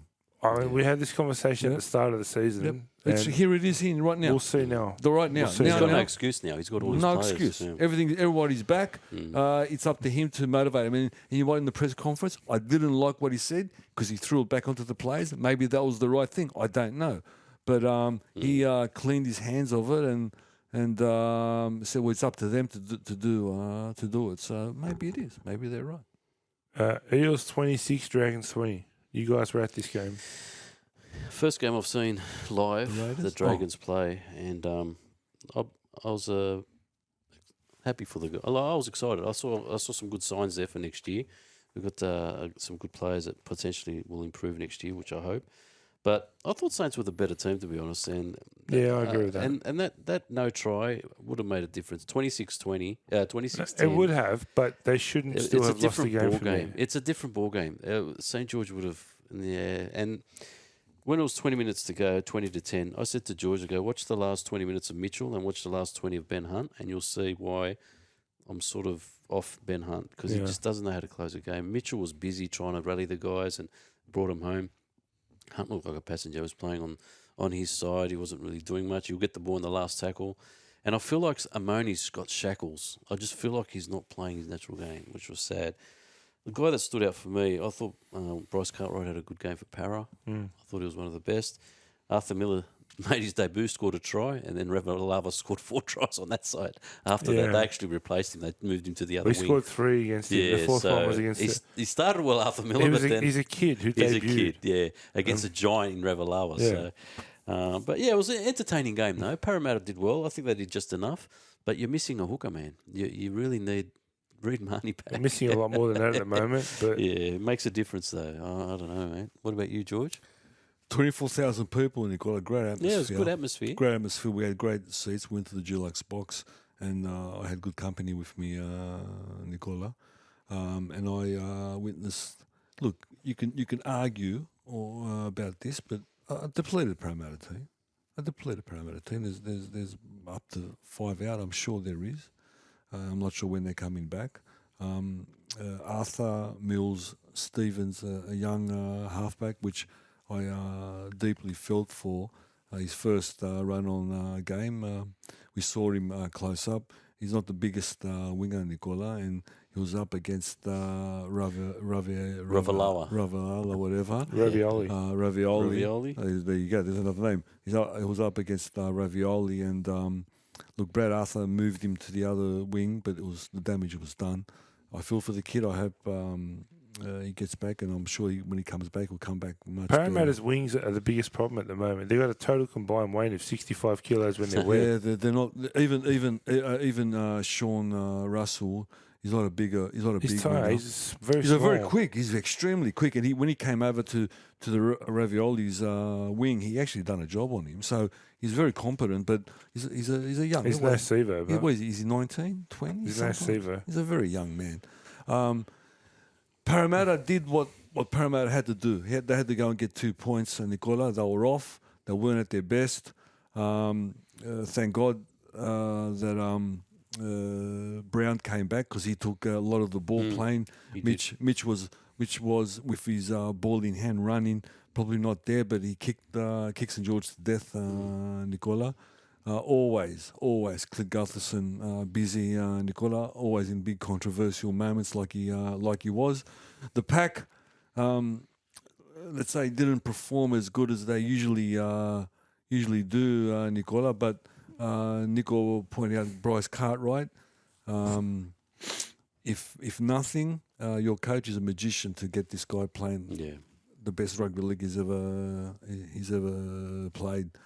Let me go to St George, because this is where I feel I had some interest in. There's a back rower, Nicola, which his name is. Which one is he? Couchman, Ryan Couchman, the twin, the 19-year-old. Remember the name Nicola Couchman.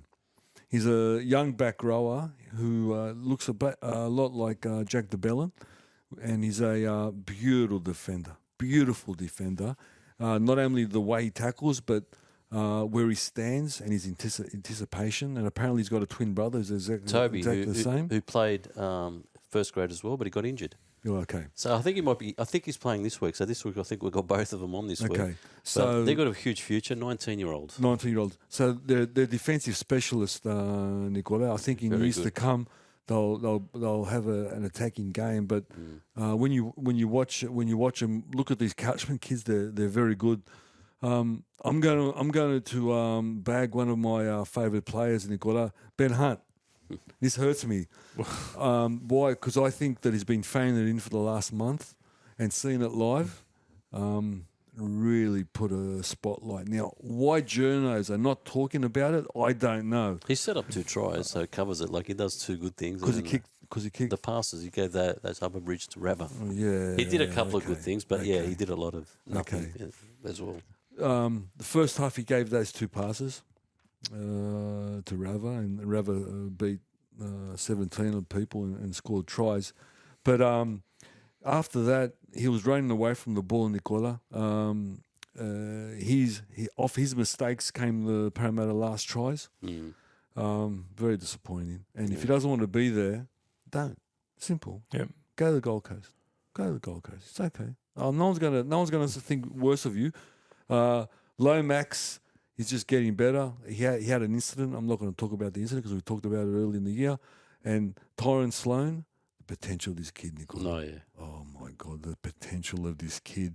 I hope Flano can get the potential out because you can see it. It's bubbling, but you need someone to like a gazelle the way it runs. you need someone to take his potential and fulfill it. Special human being. But the most important thing, Nicola, Parramatta got 2 points, and that was the aim of the game. It's not going to matter. They're not going to make the 8 anyway. They're there at the moment. They're in the They're conversation. in the conversation. In the conversation at the moment, Nicola. Let's Sorry for boring you, let's Nicola. move on. And thanks, Warwick, for the tickets. That was fantastic. Yes. Thank you. Thank you, Warren. Really appreciate it. Raiders 22, Tigers 18. Tigers were unlucky not to win that because of those forward passes which we This spoke is about. almost a mirror of the game before it. Yeah, it was. Yeah, Yeah, yeah. so they were unlucky. The Raiders were awful. They completed 13 of 23 in the first half, 56%, but still they did enough to win it. So I don't know how they managed to hang in there, and that's why I think the Raiders are going to be a threat in the finals. I know you've written them off, but I think they've been playing finals footy. I think all year, all their games have been tight and close, so they're ready and primed for the final series. They're just waiting to get there, and when they do, they're going to surprise a few teams. I've got a little bit of faith on the Raiders. Making some upset. I'm going to be quick here, Nicola. The better team lost on the day. Yeah. Both better teams. It doesn't matter. At this time of the year, the idea is to get 2 points. If you play good or bad, that's null and void. But I'm going to address Artie. I think, like their coach, Raiders are soulless. When they get into a dogfight, when they get into a washing machine, I haven't seen them stand up. I haven't seen them stand up to it. Yeah. Not only that, they've got so many errors in them, Nicola. The top 4 teams will absolutely bury them. That's my opinion. We'll see. That's my opinion. I agree with that. On today, I think Fogarty was poor. I thought Papali'i was poor. I think Wolford should go back to the Reggies. He's not a hooker, personally.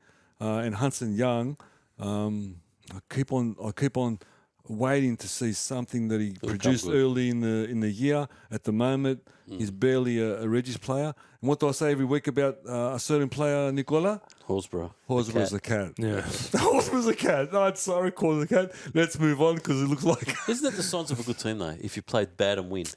Yeah. It still is. One thing I wanted to point out, guys, David Nofaluma became the first player to score 100 tries for the joint venture. Yes. Oh, wow. You had a good Yes, game. yes. If anything good's come out He this threw year, a great it's that. pass after that intercept where he wasn't going to make it. And that was really good. And the fullback Bullett's come out. He's a Queenslander, and he's come out and said he doesn't want to play for Queensland. Wants to play for New South really? Wales. Really? So, yeah, Buller. Bravo. He's got a few players in front of him, but Yeah, he's got a I big know. future, that He's got a kid. future, though, yeah, which is good. Mm. Let's run through quickly best game of the round. Cowboys Broncos. I thought they were fantastic. That was a good game. It was a good game. Cowboys, Broncos. They played well, both Good the game. losing team and the winning. It was a good game. I had the Knights Dolphins just because of Good the game. closeness of it. No, good Yeah, game. yeah, Good sure. game. Good game. Bludger of the round? Roosters Manly. Too many penalties. So I think it was 20. I think it was 20 penalties all up. That was a hard It game was to watch. Seabold reckons it was a tactic. He got pretty pissed off. No, he reckons the Roosters were. No, he was filthy. He reckons it was just a deliberate ploy to slow the game. Anyway, Yeah, I reckon he should fucking look at himself. What stood out this round for you guys? The referee sending off that guy. What was it? The trainer? The Gold Coast. Was it the Melbourne trainer? The way he said it, you get off, just get off. It was good. I think he said something to him and he just sent him off. So that's what stood out to me. And not only that, I'll go further than that. There was 2 send-offs in the NRLW as well. Oh, wow. There you go. So this week there was no crackdown apparently, Nicola. There was no crackdown apparently. That's a good point. That's a really good point. No crackdown. Who gets the John Creese spray? Oh, fuck. Nathan Brown, he had a long stint of, 30 seconds before he closed Nathan it. Brown, you reckon? So Nathan Brown might get a bit of a spray for... Yeah, it's not true. his fault. I don't blame the kid, but yeah, he'd be filthy, man. I'm going super coach. Super coach? Yeah. Wayne Bennet. Yeah, you're right. I agree with I'm going that. super coach. And who's Manoli's player of the round? Oh. You know what? He has, for me, I think this guy's won it 5 times this year, and that's the reason why he's having such a good year, I'm gonna because I give think he does it on purpose to Same win it. person, I bet you. And he loves Manoli's Sub-Lucky Pack. Honestly loves it. Even when he doesn't win it, he goes every week. He flies all the way from New Zealand. Loves my knowledge. Sean Johnson. Yeah, I got Yeah, Sean. I agree with that. So he's gonna have 3. He's gonna have 3 mate, Sub-Lucky packs. Oh, he's in heaven. Oh, yeah. He's in heaven. You know what? He needs to loves get that injection because of the lactose thing. yeah. He needs to get that injection. Loves it. He just loves it. Let's run quickly through Crystal Ball. Let's and do just it. go with our Yes. tips for this week. So Thursday night we got Manly hosting the Panthers. I think it's the Panthers. I think we can all agree on that. Whoever plays Penrith, it's Panther? Penrith. Yep. Shark Titan. That's going to be a cracker, but I'll go Sharks. Where at? Cronulla. It'll be tight. Okay, I'll go Sharks with my mouth with no confidence. Bronco Eel. At the Gabba. The Gabba, of course. Yeah. Why play at Parramatta? Let's take it to No, fucking... it's a Brisbane home game. Oh, okay. Paris got a bit of wood on them, haven't they? Don't they usually win it? Nah, the Broncos will win this. The Broncos will Trust win. me, yeah. Maybe the Parramatta had their eye on that game. That's why they didn't play as strong against No. St George. I'm just trying to give you something. No, St George played really well. Don't take anything away from them. Well, I don't know, man. But we'll see. Okay, so I'm going Broncos. Broncos? Yeah. I think, yeah. I'll go Broncos. Rabbitoh Dragon. Rabbitohs. Lomax is out. The Bellon's out. Ravalawa's out. They've got a lot of players there. So are they It's really reserve proving grade. anything if they bounce back this week? Oh, yeah, exactly. If they don't win this week, then the But Rabbitohs they got to get 2 points. However they get it, They'll they've got to smash get 2 Saints. points. They'll Yeah. smash them. Yeah. Regardless, they've got to get 2 points. If they win by 1 point, it Yeah. doesn't matter at them at this time. Tiger Warrior. Well, there's Surely there's only one Warriors. winner. Yeah, There's only Warriors. one winner there. Uh, Where they playing, Nicola? It's the Tigers' home game. I'm not sure which ground it is. Yeah. FMG Stadium, Waikato. That's New In Zealand. New Zealand. I've got a Oh, good they're idea. taking it to. Let's take it to New Zealand. We're I've got a coming great last. We idea. need a win. Let's play New Zealand against New Zealand. Oh, hat off to them. They're the only club that did that. And I've said before, every club should have. No, you're right. That you're right. That you're right. Rooster Dolphin. Rooster. Dolphin. Roosters need to win. Yes, and that's why the Dolphins will win. Storm Raider. Yeah, look, they're soulless. Storm will win and win well. I'm going to go Raiders. I'm going to go Raiders. They're going to put the nail in the coffin. what a little They're chasing top doozy. 4. They're chasing top 4. They might get it. They will get it. They'll get it. Look, and what a doozy to finish off the nightcap on Sunday. Knight Bulldog closing out the round in Newcastle. Where? Go on. The Sledgeathon. It's It's going to be a great game. I'm going the Knights. It's going to be a great game. We're going to see some outstanding coaching. What? That's outstanding game plan, and this is the game you're going to see the Gus recruitment really kicking in, and they're going to finish off the Knights season. no, Knights will smash them. You never know. You never know. never know. They You beat the never Dolphins. know. They're coming off a win. 2 wins now. That's The it. Bye and the Dolphins. We're coming off a win. He's on a roll. We're on a roll. it. Back-to-back wins. Back to back. Before we move on to George Tidbits, Love I want to introduce a new little segment. Sure. Let's call it Grassroots Footy. Saturday morning, I had the privilege of heading down South Coast to watch some under-6s play. So I went down to Albion Park. at the Croom Complex down in Albion Park, and I watched the Shell Harbour Stingrays play against the Albion Park boys. So I thought, you know what? George always talks about following the plight of the English champions. I thought, you know what? Let's put a stake in the ground for grassroots footy. Let's do it. And we'll follow the plight of the Shell Harbour Stingrays. There you go. Under sixes, obviously they don't keep score at that age.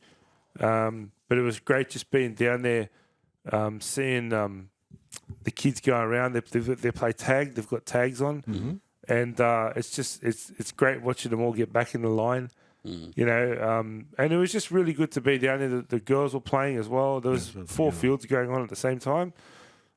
Shout out to little Hunter Orzak, who had a good game playing for the Shell Harbour team. And also the little player on that team called Carter, who this kid has, you know, when they say you have a natural instinct at a young age, the way this kid was spotting gaps and stepping and running. Really, at 6. It's just, it's just, you expect to see Tell me, how many fields were going at the same time? 4. 4. 4, yeah. And is that, were they playing all the same clubs? I different teams? won't lie to you, I didn't take much notice of the other games. I was only watching the one, Carter, but yeah. there was a shitload of people down there, which was really good. And it was raining heavily. It was raining heavily the whole time. So it's just great to see, and it just reminded me as well of how much people put in their own time, the coaches and the officials and all that, for the kids. You know, they put in their own time, and it's just really great to see. And I don't see enough of it. So I thought, you know what, we'll start following the Shell Harbour Stingrays, and we'll provide a quick update each week about how they're going. I've got to get the coach's name as well. He looked familiar when I saw him. I know I've seen him before. Get him on. Yeah, I'll Get him the phone in. Yeah, it's a good idea. But it's just great to see the kids go around and they're learning the fundamentals. You know, obviously they're not tackling at that age. I mean, they don't keep score at that age. Young Hunter's 5. He's playing in the under 6s. Wow. So next year he'll be playing under 6s again. And what I like about tag, Nicola, is they have to bend over to take the tag off. Yeah. So they're in the habit of bend, drive. You know what I mean? It was so cute. One kid from the other team, from the home team, the Albion Park team, got the ball and was running towards his own goal line with this big smile on his face, and everyone's yelling at him, "No, turn around!" That's fantastic. I remember that. It was just really good. Yeah, it was really good to see. It was refreshing to me personally because I really only watched first grade, and it's just great to see. It's just great to see the kids at that age going around, you know, and I thought it's important that we start calling it out too. No, I'll do some research too on the internet, but you keep on bringing us their plight. On the back of that, the boy wonder, an athlete, yes, but never a big sportsman. Had played a bit of soccer in his early days, and I guess he played at school, but never really continued. He's picked up the rugby league ball and put some tags on his shorts, and Nice. He's playing tag with his friends, Nicola. So We're I finally think starting to rub off on him. I think off the back of the show, it's slowly but surely got in his DNA there, and because he's the one who searched out for it. It wasn't that someone asked him. He's the one who searched out for the tags. Well, if he takes after his old man, he'll go all right. I don't know about that, but it was interesting when I found out. He didn't tell me, by the way. I found out. So, look, off the back of the Stingrays, I thought I'd throw that in. So we've got another tag player in the in the room, which is not here. Man, are we on for the tidbits? You got some tidbits for us? Yes, Nicola, as we know, we're following the plight of the world champions, St. Helens, and this week they came up trumps, Nicola. This wasn't the feature game, but they went down to Salford, and they beat Salford 18-15, Nicola. 18-15, that's an odd result. That's a very odd number. A very odd number.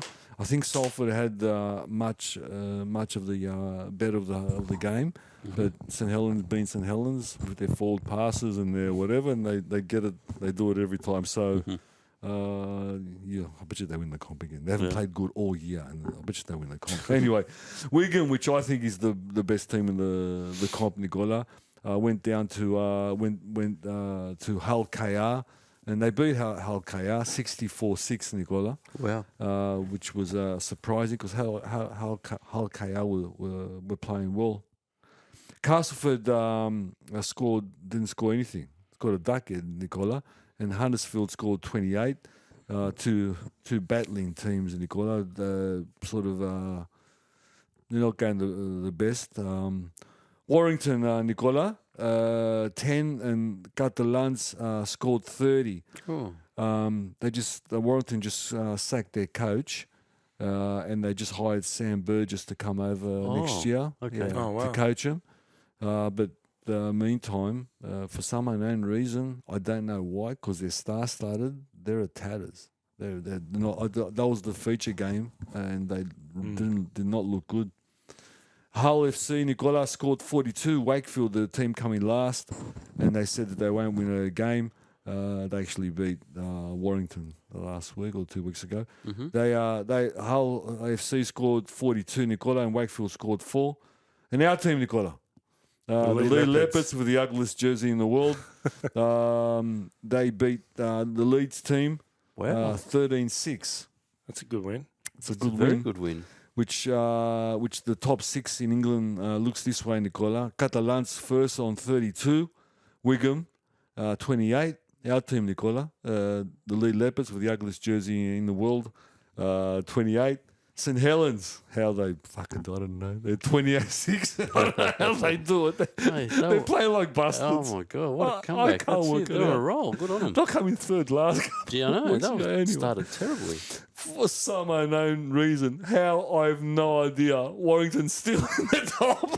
They're still in the Warrington. top. I can't remember the last time they won a game, Nicola. Jeez. They're still in the top 6. They come in 5th with 22. And Hull KR, Nicola, rounds the 6 up with 22. As you can see, a very tight table like the NRL. Is there relegation there? The promotion? Yeah. Okay. Yeah, there is. So the chances are that Wakefield will drop. Mm-hmm. And I think our French team's coming first in the. I call them Reggies. They call it the championship there. I think. But they have a playoff anyway. Okay. So the top 4 teams break and they have a playoff. Yeah, have you ever heard about the £1 million game? Have you ever heard that? No. It's called the £1 million game. That's the game that whoever wins will go into the Super League. Okay. And they call it, we'll see it later in the year. They play on television, the £1 million game, yeah. The women, Nicola, this week, I'll be very quickly. Roosters lost last week, as you remember, against Canberra. They got a bit angry. And they went to the Dragons and they put 30 on them, Nicola. Wow. And they didn't have any reply, the Dragons. But let's remember that the Dragons are the best team in the comp and they're star-studded. No, the Roosters, you mean? Oh, sorry, the Roosters are the best team in the comp and they're star-studded. The Cowboys, Nicola, they scored 12. The only small problem was the Broncos scored 40. No. And that was, but in saying that, the Broncos are the second most star-studded team in the comp. The Sharks, who I always thought were a good team and they look good, went down to the Titans, Nicola, 10-8. The Eels, the unlucky Eels, we got a player sent off, Nicola, early in the game.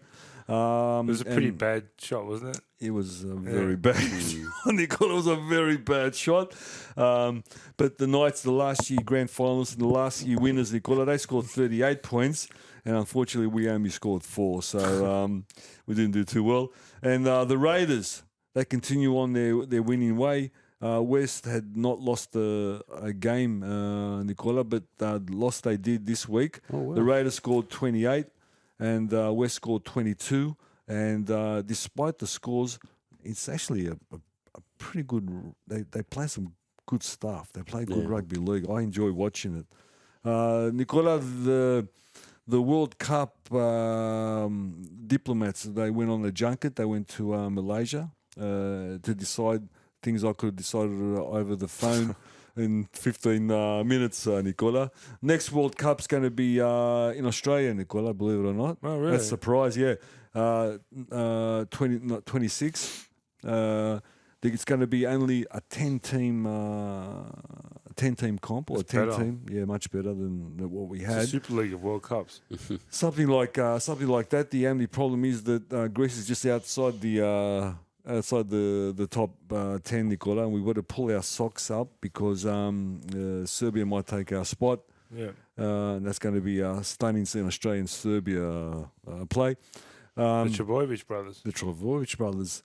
So they're going to stagger it, Nicola. They're going to have men's World Cup, then 2 years women's World Cup. Then in between, they're going to have an Ashes test. Australia, Yeah, England, That'll be three interesting. tests England, and then they're going to have all the other bits and pieces, the Samoa, Tonga, and all the rest. So that's what they've worked out.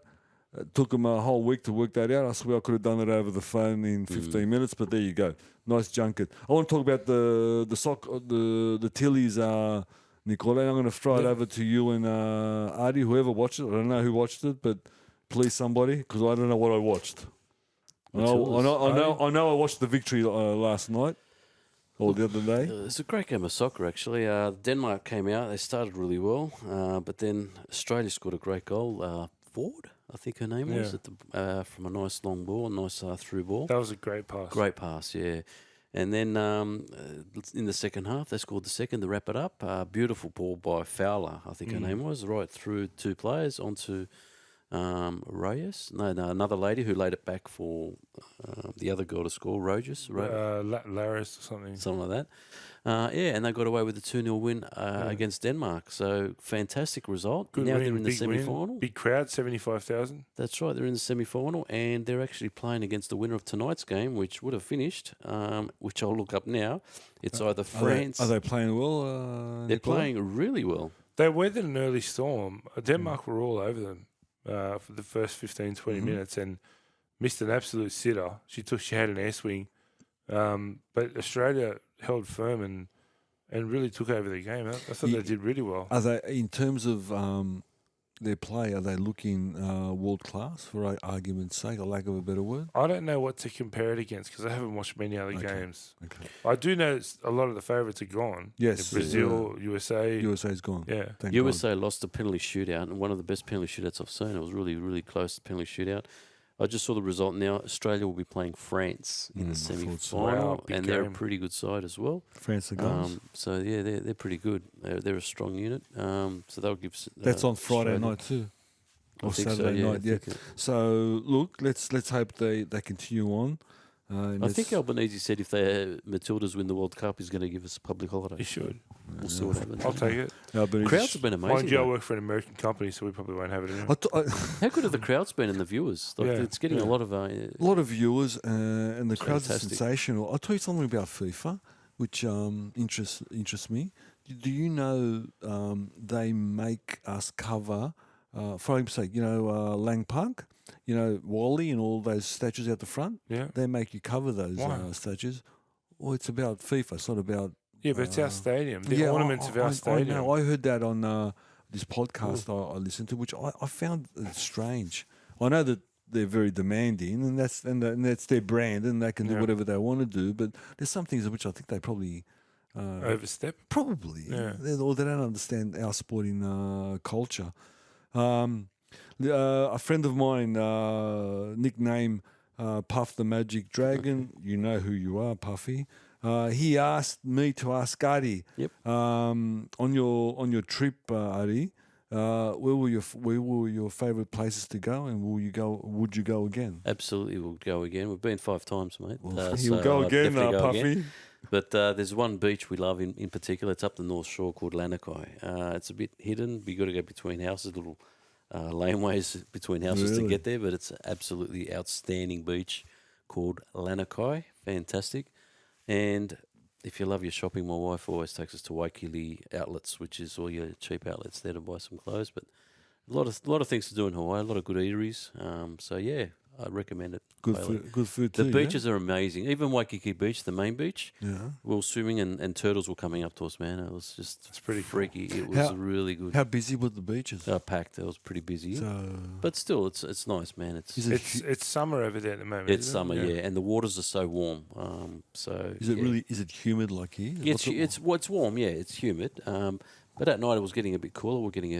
It's a bit cooler at night, but yeah, it is quite humid. But yeah, July, well, it's peak summer now there, so yeah, you're going to get hot weather around 30s every day. It's not that bad. To round it off, we haven't got a play and review this week, Nicola, but we obviously have got a song of the week, and I spilt the beans before. It's Modern Talking, Brother Louie by Modern Talking. So we'll get the boy Wonder at the end of the show, like always, to put a song. Can I just tell everyone, it won't do it justice unless you see their heads. And it's got to be from the 80s. That's a video clip. Yeah. We can't help you there. No, so go and look it up on YouTube because the hairstyles are brilliant. Yeah, and that's in respect for our friend Nicola. I was going to do a play and review this week.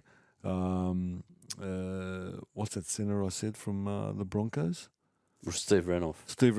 The Pearl. The Pearl. And then I thought about how much I hated him.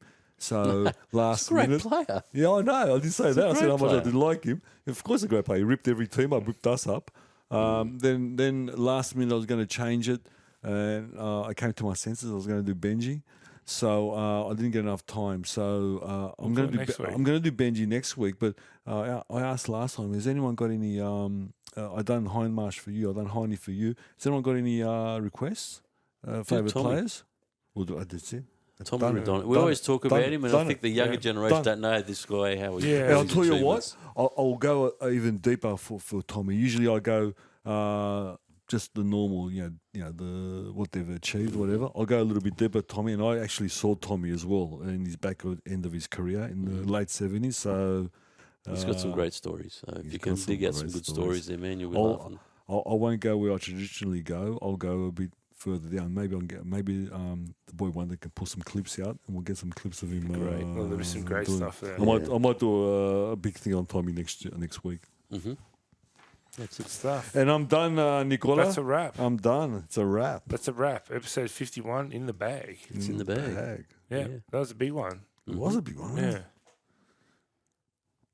Yeah, not. Oh, yes, it was a big one. Actually, it is a big one. Yeah. But thanks, boys. Great seeing you again, as always. Yeah, and just wanted to remind everyone, EPL starts this weekend. Yes. So wearing the Liverpool jersey. So I should have worn. Well, I don't have anything Chelsea that fits me, but there you go. we'll use this blue instead. You can wear so Napoli. that all starts. And yeah, no, I've got nothing of that fits me either, except the beanie and the scarf. Yeah. Tell them about that hoodie you ordered from China. Tell them, Nicola. We should show the footage of it. I ordered it. Give it the thing next week. Oh, yeah, man.